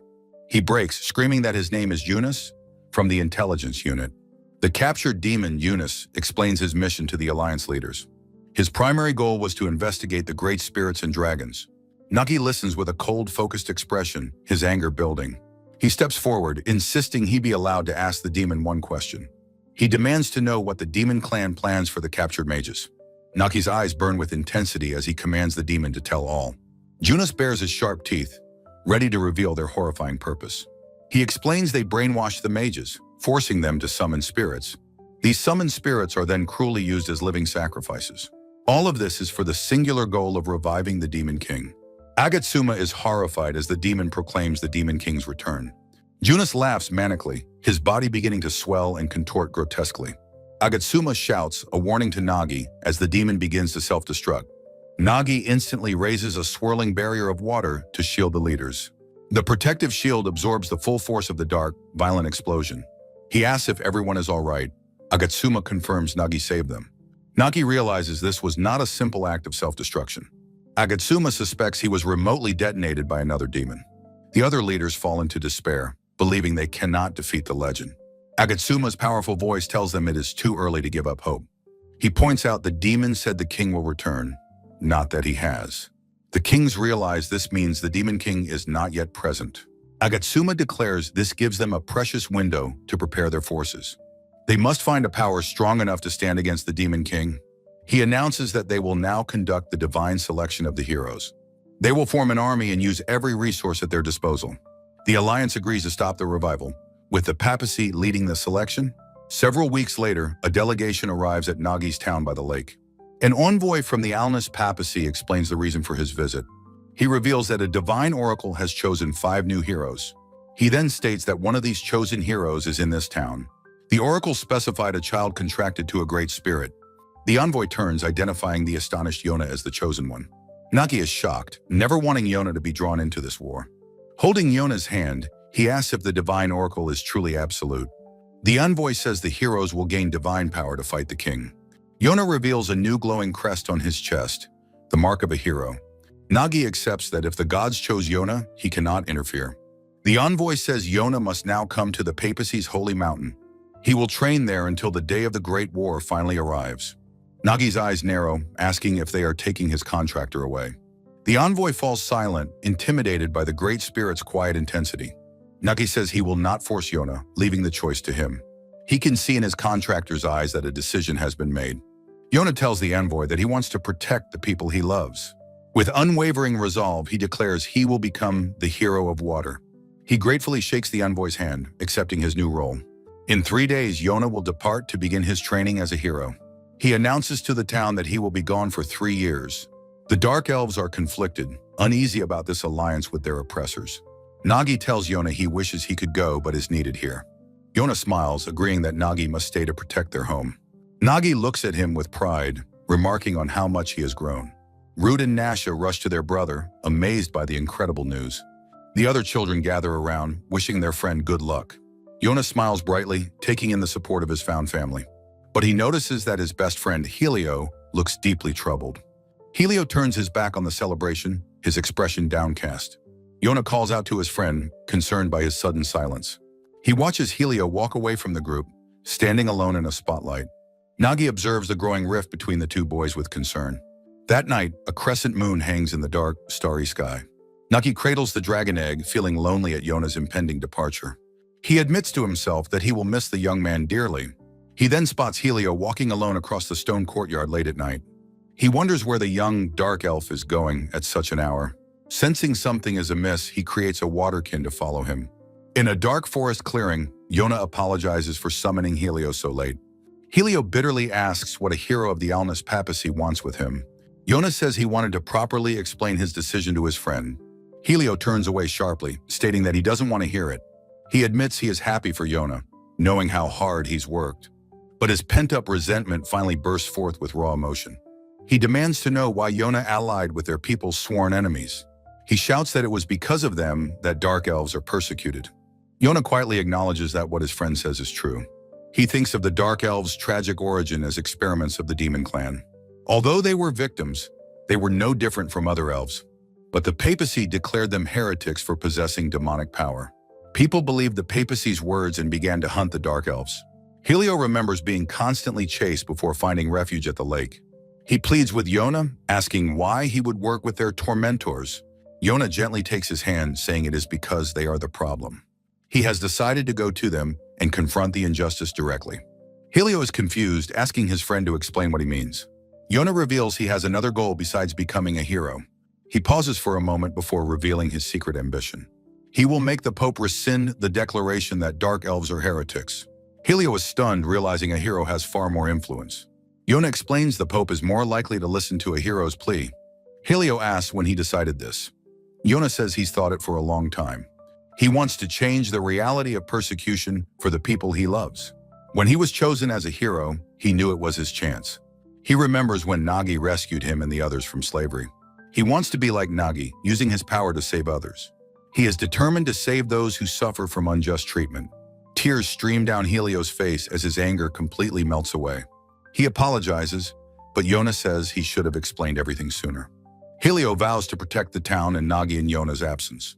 He points at his friend, promising to grow stronger for his return. Helio's eyes shine with emotion as he makes one final heartfelt demand: return home. Yona answers with a tearful, understanding smile, lifting his fist in silent agreement. Their fists meet in a firm bump, a powerful promise of their renewed bond. Standing together in the forest, the two friends share a quiet, peaceful smile. Nagi watches from the shadows, knowing their separate paths are driven by the same heart.